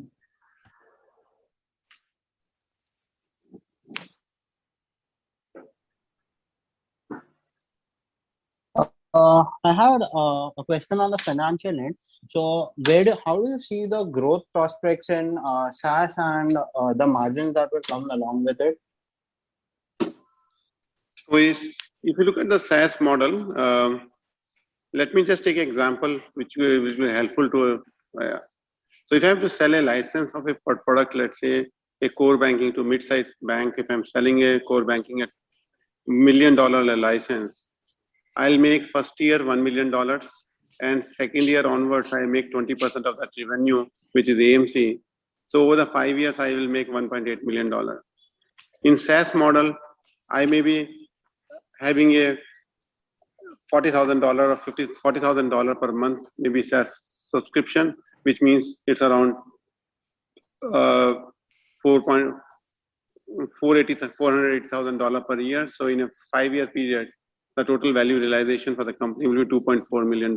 But if you take it a 10-year phenomena, it becomes $4.8 million compared to $3 million in 10-year period to the license model. So this is a difference between license and SaaS model. But my booking in the revenue in the books of account will be proportionate on month-on-month basis. That is the way it will be worked out in a books of account. So initially there will be impact that which I am able to book $1 million into the same quarter. I'll not able to book that $1 million in the same quarter, and I will be able to do that booking month on month over the 10-year period. So that's a readjustment of the number. But overall, from a company value creation perspective, SaaS revenue is 2 times more efficient for like a cash perspective, and the margin perspective, it's substantially larger because of first implemented, then you have a significant realization on the same shared cloud. One can build up a revenue. So headcount cost for the same cloud doesn't increase year on year. Arun, just adding to what you said, in the first year, maybe we get half, but in the all subsequent year, we get twice the revenue of what we would have got normally. So it's a 1-year lag only, and it doubles up from every year. And then we're building the volume parameters on it. So it's like as banks grow, we grow with that. Okay. Beautiful. Understood. So can we say in the next 5 years, it should reach around say 40 to 50% of our whole revenues? Should be, I'm saying not 40 to 50, but 30%. I think we should be comfortable as of now to visible. We initially 10% we started the cloud. Now we are 10% level. 10% to 30% will be a good number. Okay. And secondly, I guess in the presentation, I guess Arun sir mentioned about a cost of around 300 crores on a quarterly basis. Yeah. So how long do we continue to amortize all these software development costs, and how do you see it turning out going ahead, or at any point of time do you expect it to stop? No, I think you mistook it. 300 crore is the total cost before EBITDA line. It's 283 crore last quarter. The total capitalization cost which we are capitalizing, we are investing 200 crore in the product business, out of which close to 120 crore is for capitalization. That number will be there because we are supporting 12 product lines, AI platform and cloud platform. So this 120 crore we capitalize. So 60% of the work which goes in building new functionality we capitalize. All the upgrade work, 80 crore of R&D work, we expense out. All the R&D work we expense out on the same quarter. Only the work which generates a next generation revenue of 120 crore per year. Quarterly we capitalize only 28 crore per quarter. And now amortization is also happening. So amortization of 10 to 12 crore is happening. So I think that those will get neutralized. Whatever we capitalize will come equal to the new amortization. So you'll not see the difference between capitalization and amortization going forward. Okay, sir. Thank you. The next question is from Mohit Jain.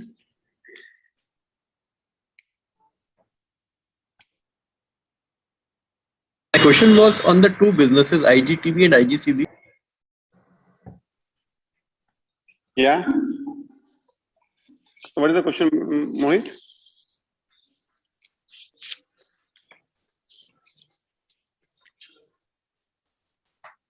Can you repeat the question, Mohit? Hear me now? How is the split of the business? Okay. Split of the business between advanced and emerging markets for IGTB and IGCB, and how do you see it moving in the next 2 years? Yeah, so we don't publish this number separately, Mohit. We are saying IGTB business in advanced market is over 60%. My average advanced market is close to 55%. So IGCB advanced market business has just started the journey 1.5 years back. So they also target to make advanced market business to be 50% in next 2 years and going to 60% in next 3 to 4 years. And sir, is there a difference between the payment cycle of these two segments, or your receivable will not have any impact if IGCB grows faster or slower than IGTB? Payment cycles are similar because it depends on the client. Like advanced market payment terms are much better, and it's very automatic. 30 days, 60 days, whatever the contracting is there. While in Asia Pacific and Middle East, the value of the terms in the contract doesn't mean anything. We need to follow up all the payments. And India, we have to follow up multiple times. So if we achieve this target of 50%, our overall working capital will see a downward trend, so to say, in the next 2 years. Is that correct? Yeah. We are generating cash flows. In last 9 months, we generated 250 crore of cash in the company. So working capital will be a surplus for us. All right, sir. That's all. Thank you. Thank you, Mohit. Nishid, you can ask your questions now.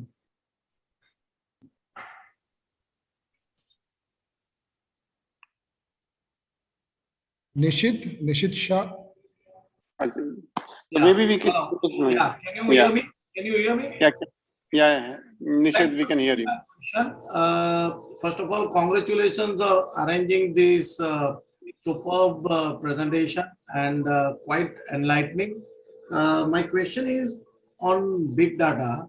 You guys have spoken a lot on big data, and I see some companies' valuations on big data in US running in quite high. So, what is the strategy? When do we see the big numbers coming in our revenue side on big data? Yeah. So Nishit, there's a AI business is a initially slow piece. Like Palantir, when you look at it, they started in 2008. It is a 12-year journey for them to start generating substantial revenue going forward. So our journey started sometime in 2017. So we are just in early stages of AI building client and reputation. So maybe another 3 years time, you will see a substantial. So we are betting substantially higher for next 3 years. So my monetization cycle too would be cloud and AI. That's why we made 2 technology presentation today to the investor that this is my monetization cycle 2. Monetization cycle 1 is on products. Monetization cycle 2 is on AI, data, and cloud. Right. So that's perfect, and that's what I thought. That's where the next level of investment of Intellect is going in, and it is going actually in a right direction. On the GCB, I had a question. We won a couple of orders in GCB in US, as well as recently I saw something in China. So what's our strategy for US and China? Because both are very big markets for GCB. Adesh? Yeah. So let me answer that. And I think I shared that in the presentation. So I think we've just started our US journey, right? We've just won a client. I think it's important when you look at a new market, and especially a market like US, you need market permission there. So we've got won our first deal in North America. We are looking at making that as a referenceable client. This is an implementation which will take another 6 to 9 months. And hopefully with this referenceable client, and we already have some pipeline, we will go and build our North America strategy based on this client. So the first stepping stone, so to speak, like we started our Europe journey with Cater Allen in UK 2.5 years back, that stepping stone has been done. So we've got the first deal, we are in implementation, and it's a very interesting deal. It's the digital piece that we have won. So it's something that we want to go and build our strategy around in North America around that. Coming to China, I think your question now is about China. I think China right now, we are looking more as a partner-led strategy. So it's not really our core, at least from a GCB perspective, core strategy to enter China right now. Right. So my question next question is to Manish. You showed one accelerating growth slide where you talked about SAM expansion to 450 clients and penetration of 10 products. Now that's quite explosive. Can we really achieve it over the next 5 years? No, so what I said was that's the opportunity. And I've said out of that, we will get 150 customers at about 4 opportunities per customer. So the opportunity is large. The investments are good right now happening over there. How fast we scale, how quickly we adapt. I need to ensure all my customers are promoters. I don't want to be reckless. We built a reputation basis that we built a very strong market brand. All of this will follow. So I felt that you will be more than $500 million in next 5 years, Manish. Yeah, Your he's blessings. thinking about these numbers. You need to be careful, but yeah, there's a good opportunity there. Yeah, but anyway, a fantastic presentation. Yeah. Congratulations, and you guys have a very, very bright future, exciting future. Thank you very much. Thank you, Nishit. Since we are running short of time, we'll have one question more. The next question is from Ajay Merchant. Ajay, you can go ahead now.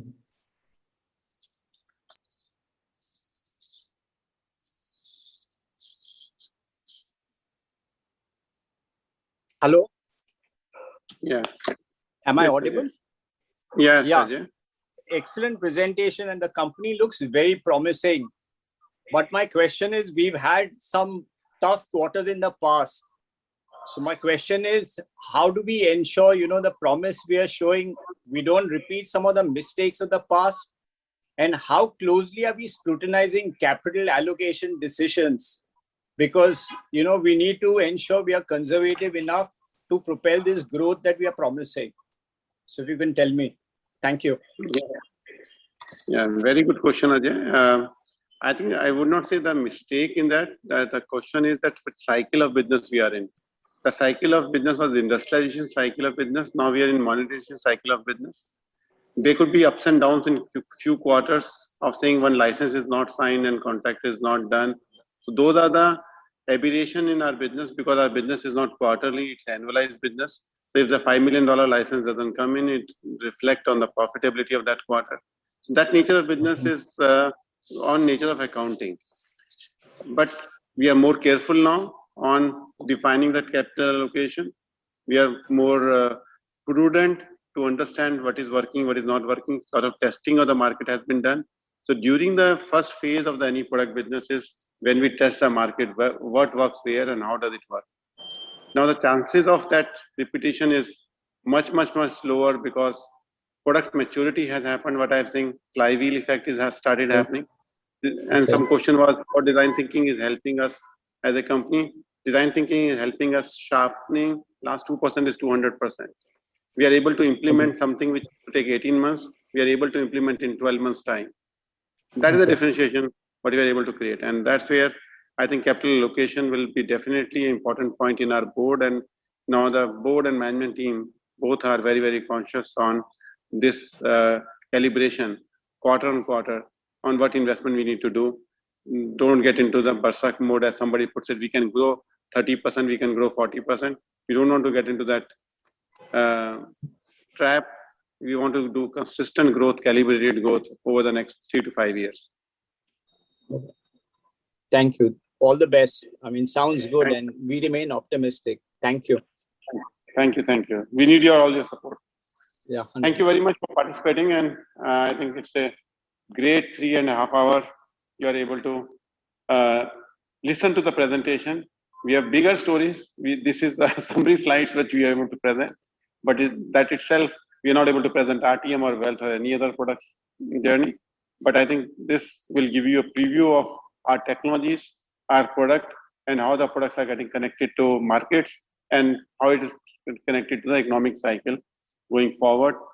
We would have done this investor day in Bombay like normally we do, but fortunately I think we can have got more participation and from all over the world using Zoom call, but it's really enjoying listening to your questions, because in design thinking, asking the right question is the first step of moving forward, and these questions are relevant for us to put together in our next 3-year plan journey.